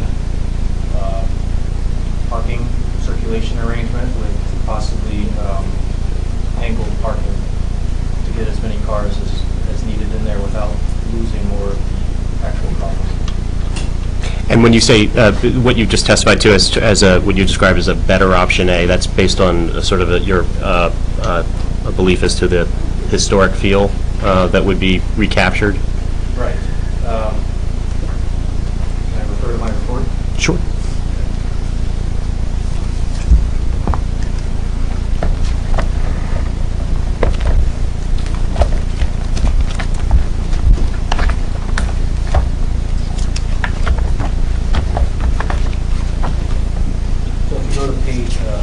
My report, we talked about option A, discussed as being the best compromise between what is currently proposed and what the public wants, tangible reuse of the historic train sheds. This option calls for the freestanding steel columns or stanchions to remain in place with their reinforced concrete roofs and act as a protected weather barrier for parked cars, a historical monument to the train station, and as an architectural focal point to the aesthetically breaking up the increased mass of the asphalt parking. And then if you go to page 7, I refer to that further. Standard 2 of the Secretary of Interior Standards for Rehabilitation, the historic character of a property shall be retained and preserved. The removal of historic materials or alteration of features and spaces that characterize a property shall be avoided. The Planning Board should stress more stringent requirements for the preservation of these historic elements on site, in place, and ensure their successful adaptation into the proposed project to the maximum extent practical. The master plan stress this project should, I quote, ensure new growth and development aligns with the character of the community and allow for the promotion of sustainability through the retention of existing historic buildings. The adaptive use of the historic train sheds on site and highlighting it as a key feature of the parking lot and or part of the market grocery store study would help promote this objective. The master plan, page 75, specifically discourages the currently proposed enlarged parking lot in front of the proposed supermarket. The area, I quote, is characterized by a large amount of surface parking with substantial setbacks on the north side of Bloomfield Avenue. The combination of significant setbacks from the street, abundance of surface parking, and the low-scale one-story buildings are not characteristic of downtown Montclair. Currently, the design calls for an evocative memory or standalone artistic approach to salvaging the steel columns. I note that what Mr. Stevie presented earlier was a better approach to what was being shown earlier. What would be preferable is a more literal architectural interpretation where the actual columns or stanchions remain in their current location with their reinforced concrete roofs and the parking lot is built around them. It has been further suggested that solar panels could possibly be affixed to the train shed roofs, satisfying additional goals of the town's master plan and saving on future energy costs for any operator at the site. So that was really what we've been advocating for the past 7 months as what we think is a good compromise design for the site. I think it's important, whether you're a preservationist or not, doubling the amount of surface parking off Bloomfield Avenue at this critical gateway property is simply not consistent with the town's master plan. And by keeping the shed columns in structure or revealing them, you visually mitigate this concern. So architecturally, that's what we're advocating is, you're doing something good by trying to reveal and restore these historic elements so that people, even if they aren't from Montclair, who are visiting, recognize, oh yeah, these are train sheds that go with that train station waiting room that's sitting right there. So they understand it in a historical sense, also in a tangible architectural sense. But the other main purpose is that it visually mitigates all this extra surface parking that would now be in front of the supermarket. And instead, you basically are only going to see asphalt surface parking for what exists at the moment up to where Popeyes and the other stores are. So you mentioned a moment ago Mr. Reimnitz and Mr. Greenbaum making a presentation regarding option B. What's the basis of that statement? Option B was proposed as an actual taking over of the train sheds, their space with their skylights in place, possibly restoring the skylights and using that historic area as the grocery store or supermarket space, and then demolishing the Pathmark building, which is not historic, and then having parking on both sides of the building. Have you been working with Mr. Reimnitz and Mr. Greenbaum on option B? No, they're presenting that as private citizens, as far as I know. So how do you know what they're planning on presenting? Because it was posted to the website that we reviewed.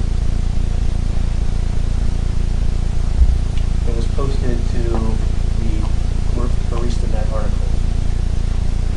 Okay.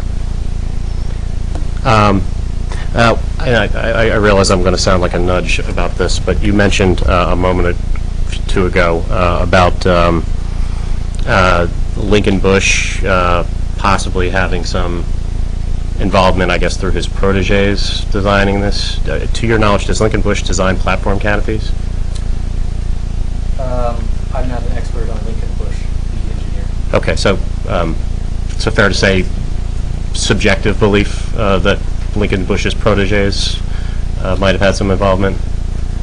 Correct. I think a probable influence of his design, since he was the chief engineer for the railroad up until 2 years before this would have been designed. Okay. That's no further questions. Thank you. Mr. Ross, if you would stay close. Does anybody in the public have any questions of either of these architects about what they've talked about this evening?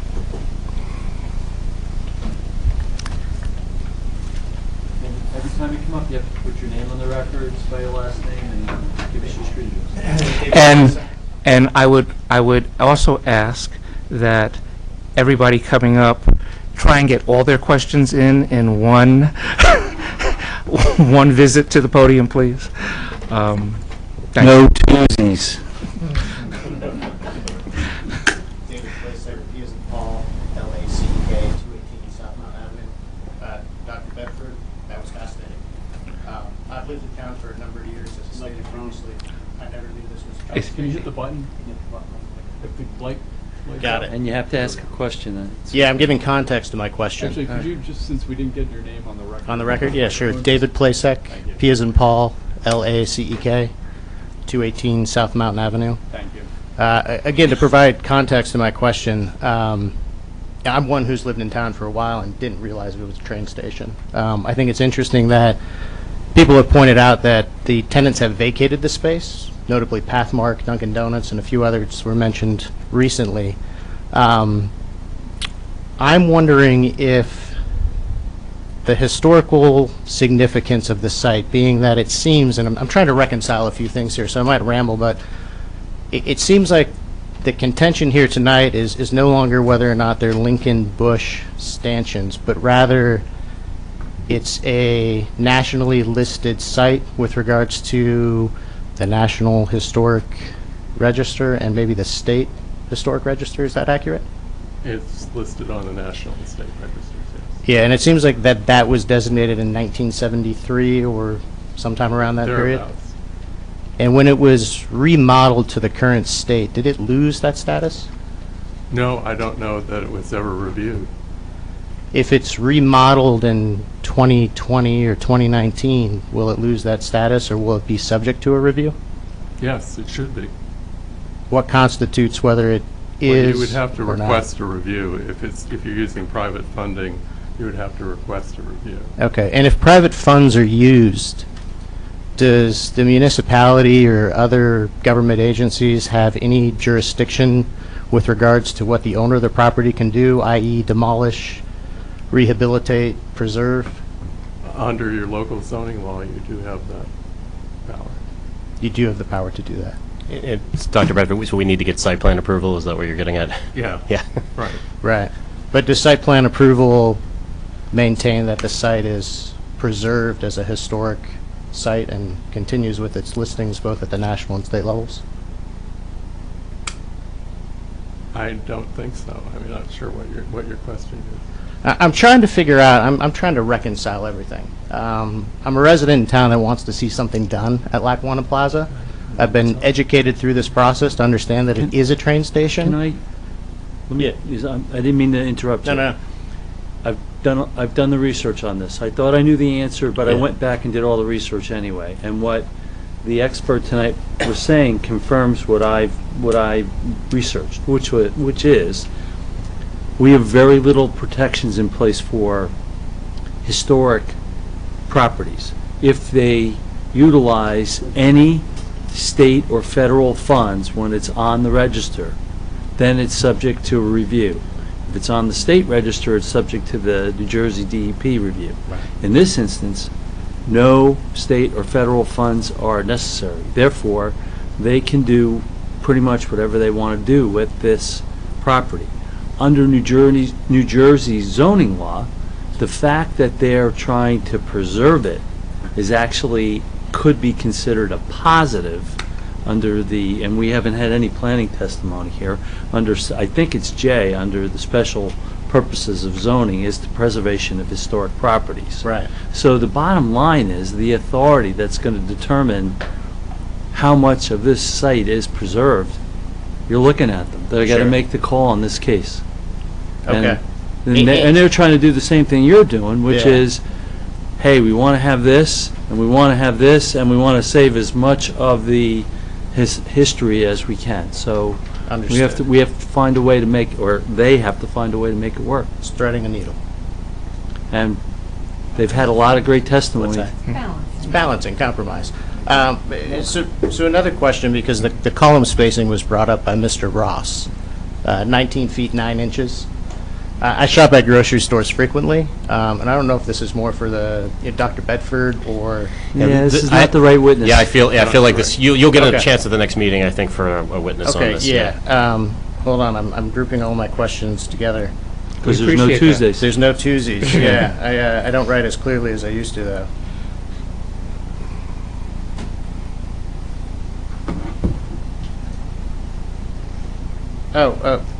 Someone had mentioned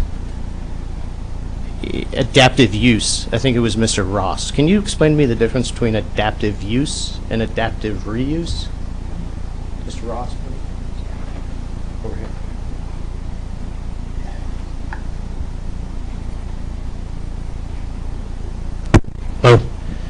They're interchangeable terms. Okay.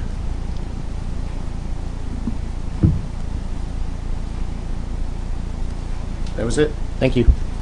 Awesome.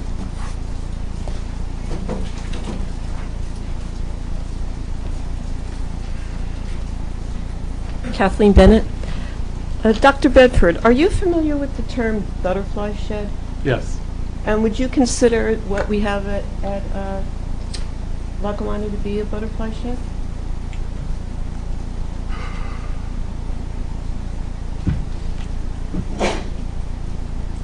Not in the strictest terms, but you could generally call it a butterfly shed.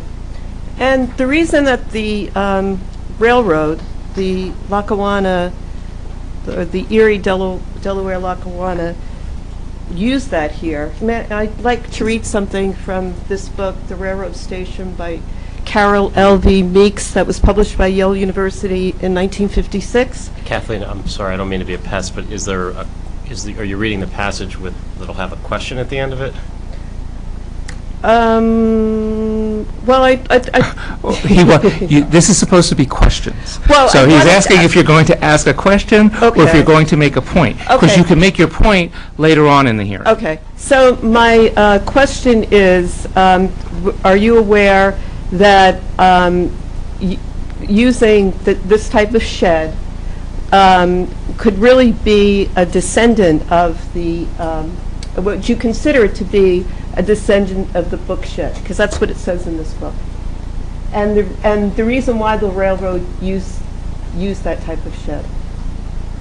In New Jersey at that time, 1910 to 1912.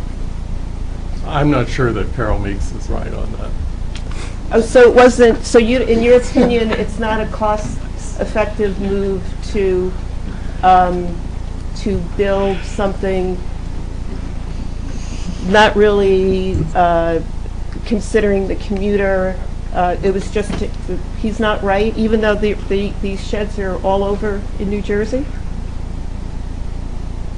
I think can you rephrase?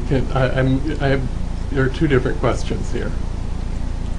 My question is, this type of butterfly shed, which you've said we have in New Jersey, it's been used throughout New Jersey. We have this in Montclair. My question is that, in your opinion, the railroad went toward this shed for economic reasons, because it was cheaper to build. Would you agree with that? Yeah, it's cheaper to build than a bush shed. Yeah. Okay. And my next question is, do you know why the Delaware, Erie, Lackawanna used concrete in their stations that were in the New Jersey line from Newark, Bloomfield, Ampere Station, Lake Appoquon, Summit? No. But again, it was because it was No. cheap. Oh, excuse me. Then I won't. His answer He is doesn't no. know? He doesn't know. Okay. Thank you.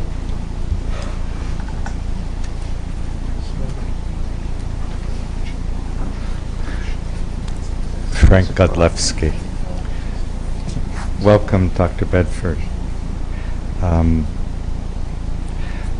you familiar with the fact that Thomas Edison owned Portland Cement when the station was built and did 3 prototype houses in cement for Montclair?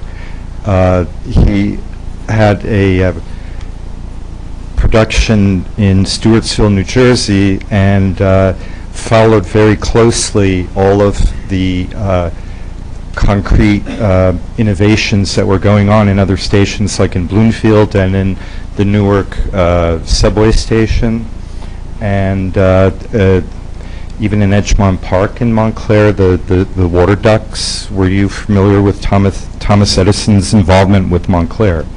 No, I wasn't. I knew about his involvement in the concrete business. Because he did own Portland Cement. It was called Edison Portland Cement at the time that the train station was being built and furnished the cement for the train station. Do you have proof of that? Well, yeah, so wait, Yeah. because there's the questions presupposes that the answer or that the evidence or what you're stating is true. Well, you can look it up online. You could ask him if it's true, but Rutgers University papers. Well, I see that's a house. That's not a railroad. It says it in the report. Anyway, you can I object. verify this.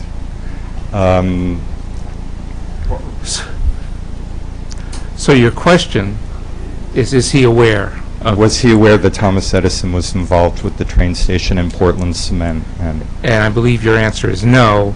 You're aware that he was, you're not aware of the being involved in this particular train station? Correct. Okay. And you have another point that you want to make about that cement that you should be making at a different point in this hearing. Okay, but you know, and you can make your comment at the end, and you can tell us, you know, what your reference is and and such. You know, and if you want to, I don't know whether or not that's even something that, Counselor, whether you'd be interested in cross-examining him. He's citing, at most, he's going to be citing from another publication, so. We'll figure it out then. So, I mean, it is what it is, based on that. Thank you very much. Just one more question. Other than the integrity of, we're talking about the designation points, the 7 designation points of a historic landmark for the train complex, because it's the complex that is the landmark. So we have the elements which are the stanchions, and I believe you stated that the integrity of location of the stanchions is in place. Yes. Okay. And so, I mean, there are some new ones as far as we know, but there are. So it's the one, they appear to be in their original position. So we have the integrity of location, and if we had, you know,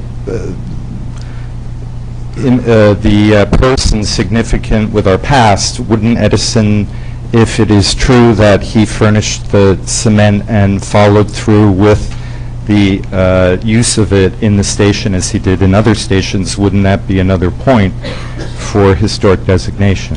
Just because you supply cement doesn't make it an important element. But if he followed through with it, like in the other instances, as a prototype, because he was very involved with implementing his product as an innovation at that time, wouldn't that be? You mean if he was experimenting with it and doing something special, and we had something that showed that? Like what you said about the stone, I mean, it's all in the articles. Right? Well, I think his question is that if there was this innovative work that was being done at the train station, would that make a difference in what your opinion is? If you had proof and substantiation that that was actually what was going on. It wouldn't affect my opinion of the platforms, because the concrete work and that aspect of that part of the platforms is pretty prosaic. Pretty prosaic? Prosaic. So even if it was a new special type of concrete that was experimentally developed at that point in time that they had never used before, that wouldn't make a difference. I think that's the point that you're trying to make, and that's what he's asking. And that's what he's suggesting. Not that he has the proof to back this up right now, but, you know, that's the question. It's a hypothetical. If you can answer it, If you can answer it. If you can't answer it, then you can't. Well, there are too many ifs to really answer it Well, with any degree of hypotheticals accuracy. are always full of ifs. It's what a hypothetical is. Right. So assume all the ifs are true. And then if all the ifs are true, then... And if you could connect it to the concrete of the platform roof and the concrete of the platform itself, which actually is gone probably, it would be of interest, yes. There's a big maybe. Okay. Right. Thank you. Okay, thank you.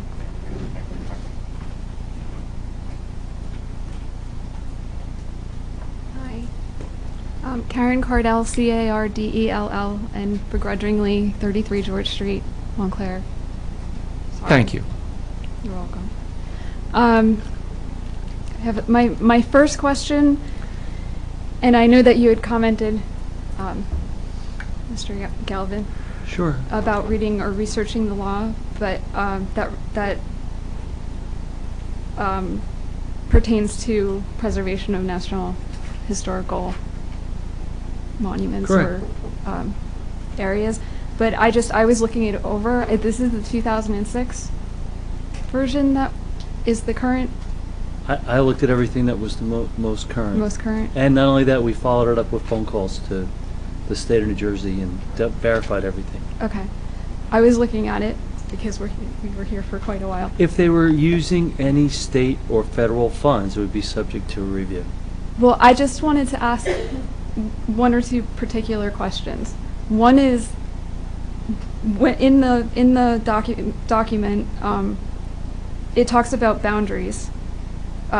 So section 65.8, when it talks about alteration of National Historical Landmark boundaries, because that's something that we seem to be discussing quite a bit.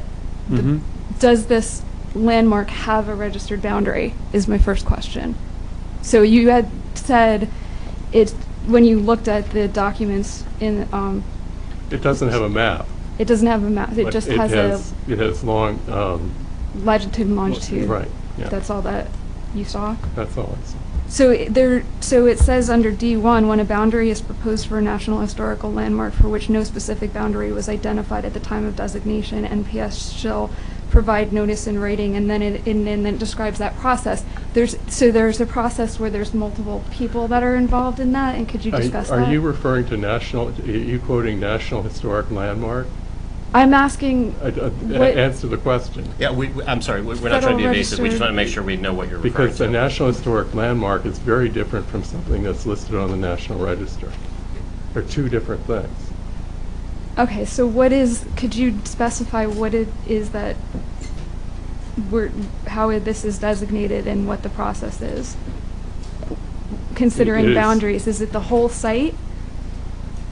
Well, and just to clarify, so I believe I already testified to. So this was nominated in the early 1970s, correct, Right. Dr. Redford? Right. So I guess would your question be at the time what would they have looked at? Is that? At the time, all they needed to do was provide a single point and a map. And you're saying there is no map. Well, So how did they do it without a map? In the National Register files, which are available online, there is not a map. But they have a longitude and a latitude. So wherever that point is, wherever that point falls, that's definitely part of it. Right. But the actual submission says train station or train complex or something to that effect. And there so has to it's have more been than a just map. one point. Right, of and when it was... But again, because it wasn't defined in the application papers, it's a bit of a gray area as to what's included. That's why we're having this, part of why we're having this whole discussion this evening, what's included and what's not. Was it the train station and the tracks? Was it the train station, the tracks, and the parking lot? Was it the sheds, or, Mr. how Winfrey, far did I it go? believe that's what he's saying. He's saying what's available online right now doesn't include a map, but what had to have been submitted includes a map. No, it was supposed to have included, it should have included a map, but it didn't. What? It only included a reference to on a map. The other... It didn't include an actual map. No. It included a reference That's not on a what you map. just said. Am I... No, but I think we got apples and oranges going on. Okay. The boundaries that you're talking about, like out in the west, where they're like... No, she's not talking about boundaries right No? now. She's talking about whether or not there was a map of the site, correct? Yes. There wasn't a map of the site filed at the time. That's what the facts are showing. There was no map of the site. There was a reference to a longitude and latitude point on a map, on the regular universal map that designated where this was, but it wasn't a map of the site itself. Have we... It was a point, not a geographic... Right, and how did they designate it? That's part of the issue that we can't answer for you, because that was done, 40, 50 years ago. Has and- anyone else confirmed that there isn't one? Excuse me, what? Has anyone else confirmed that there isn't a map in the actual Library of Congress? No, there's just a map that shows a point, which identifies the site. There's no line that shows the boundaries of the site. As I put, right, a point is just a point on a map. It's 2 different As I things. recall. So there's supposed to be a map that shows boundaries, but you didn't find one. That's No, what I did not. But there should have been one. There should have been one. But you didn't find one, and no one else has confirmed that there is not one, correct? I might frame it the other way. I think it's been confirmed that there is not one. There is not one. Yeah. There's nothing in our office. It's not talking about the deed versus the land survey, is that what you're talking about? The fact that it points upon, in terms of words, exactly where it is on the globe, but it does not give the land survey picture of exactly drawing the lines. It's not even, it's not even that complete, because in it would have a meets and bounds description that would show you what the boundaries are. This just has a latitude and longitude plot which goes to one point, where So- those two things cross. The only maps at that time that showed longitude and latitude were the USGS maps. They still are. And you would probably have to look in the instructions for filling out the application as to where you get the longitude and latitude. Most likely, it's from a USGS map, and it may make reference to the USGS map in there. And if it does that, that's the map that you would look at. Right, but again, a longitude and latitude quote, unless it's a multiple, gives you an east, west, north, south definition, it's only one point on the property. It is a point, and those are the coordinates. The latitude and longitude are the coordinates of that point. And that's the only thing that's showing up on the public records is one point on the map, correct? I can't remember. I really can't. All I know is that's all that was required in 1973. Okay, so we're gonna double check that now. Could we? It's not our. But what's your issue with that? What's your question about the boundary? If it defines the difference between a site without a boundary and how to modify that boundary. But we're not talking about modifying the boundaries. I'm asking, are we talking, if you're removing the whole section with the train shed, that's part of my question. Are we talking about redefining the boundary of an existing historical site? We're talking about Is that what moving- he's suggesting? That's No. my question to him. I would say that we're No. talking about removing elements on the site, not boundaries of the site, but the elements on the site that we're saying have historical significance. And if you and he doesn't. in that case, if you do that, and in You my, don't- you I would wouldn't think change that the that boundary would of the be site. changing the boundary because you have to get permission to do that. In my understanding, You wouldn't be changing the boundaries of the site if you're doing that. And we would not be required to change the National Register. Boundaries. There is no boundaries, we wouldn't be required to change the That's- report. Excuse me, it is one single point. So my other question is, does that endanger the site, which is another section in the law? From my understanding, I may be not misunderstanding. Does what endanger the site? Removing a huge section of it, of the historical aspects of it. Endanger it how? I think the testimony that's No, gone I mean, in, just so he can answer. the testimony that's gone in, according to this expert, is that, and if I'm understanding him correctly, based on what he's saying, is that if the site was reevaluated at this point in time, it could have a different outcome as to what would be designated as historical or not because of the way that the property has been altered currently. And if the way that the original application was processed, if that was submitted today, it wouldn't be considered sufficient. So I think all of the testimony that we've heard today adds up to, yeah, there would be some risk as to whether or not the result that was gathered on the property from the application in the 70s, would you get the same result here in 2019. The standards have become more stringent, and more information would have had to have been submitted, which may or may not have made a difference in the determination at this point. But it's all, we just don't know, and we wouldn't know unless we asked for a re-review of the property, which I don't think we're even thinking about right now. We're not going to go there right now. because that could open up a whole another ball of wax. And quite frankly, I think that because of the alterations that have been done so far, there might be a chance that they might not look at everything so favorably. Right. So in your consideration, or in our experts' consideration, you're considering the site as a whole, Yeah. on the entire property, as one historical landmark.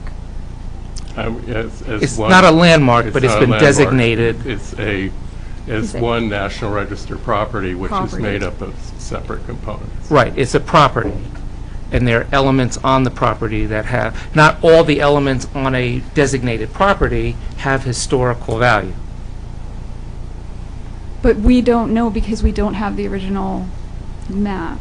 Well, the application never defined what they were seeking to clarify as historical and not. It says train station, and I think the logical assumption is that they meant the whole train station, everything that was there at the time.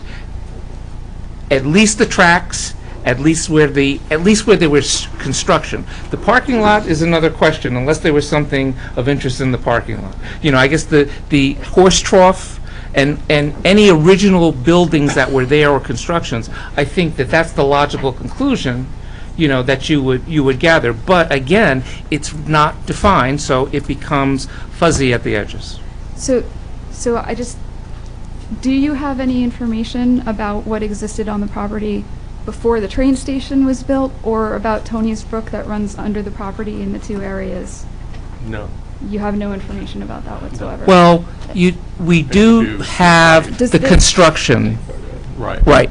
And so, by She was deduction... asking about- I think she's asking pre-1912. Oh, pre-1912? No. Any information about, historically, in terms of it being a historical site, about Tony's Brook, those sections, or about, like, the indigenous peoples on the property before No. the construction? No. Thank you. I'm good. Thank you. Other questions from the public? Okay.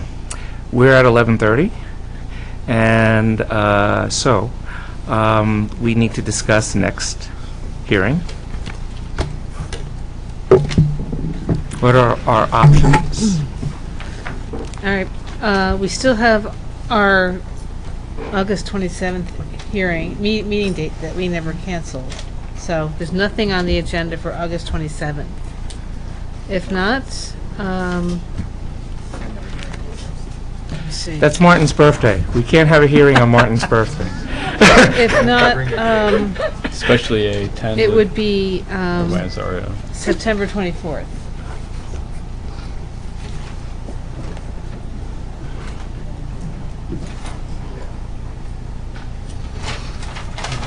I might be able to, depending on how much, I also have September 17th. We're meeting 2 weeks in a row, so. August 27th, September 17th, or September 24th I'm not here on the 27th, if that of August. alters anything. Correct. Counselor? And it's Martin's birthday. There's potentially two not here. What witnesses, what do you have left to present? That we haven't got, you know, we've got a planner. So we got a planner. We've got parking. We got parking. And then you're gonna. We got to go back to plans. Engineering and architecture. So, it's gonna go beyond that meeting.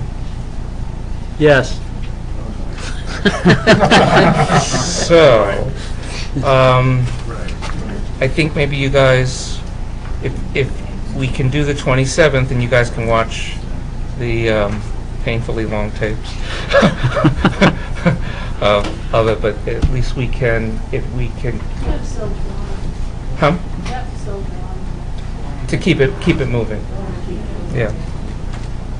So we're gonna carry it to the August 27th meeting. 27th? Does that work? We got it. Okay. See you then. Thank you, Mr. Chairman. Motion to pay bills. Okay, Second. second, all in favor? Aye. Opposed? Abstentions? Okay. Bye. Okay, this is the only planning board I've ever known that has 3 meetings in August. Don't remind me. As opposed to 0 meetings in August? Don't remind Yeah, me. I've had boards that canceled their meetings. Why do we always have major projects at the end of the summer? God. Do we get put off to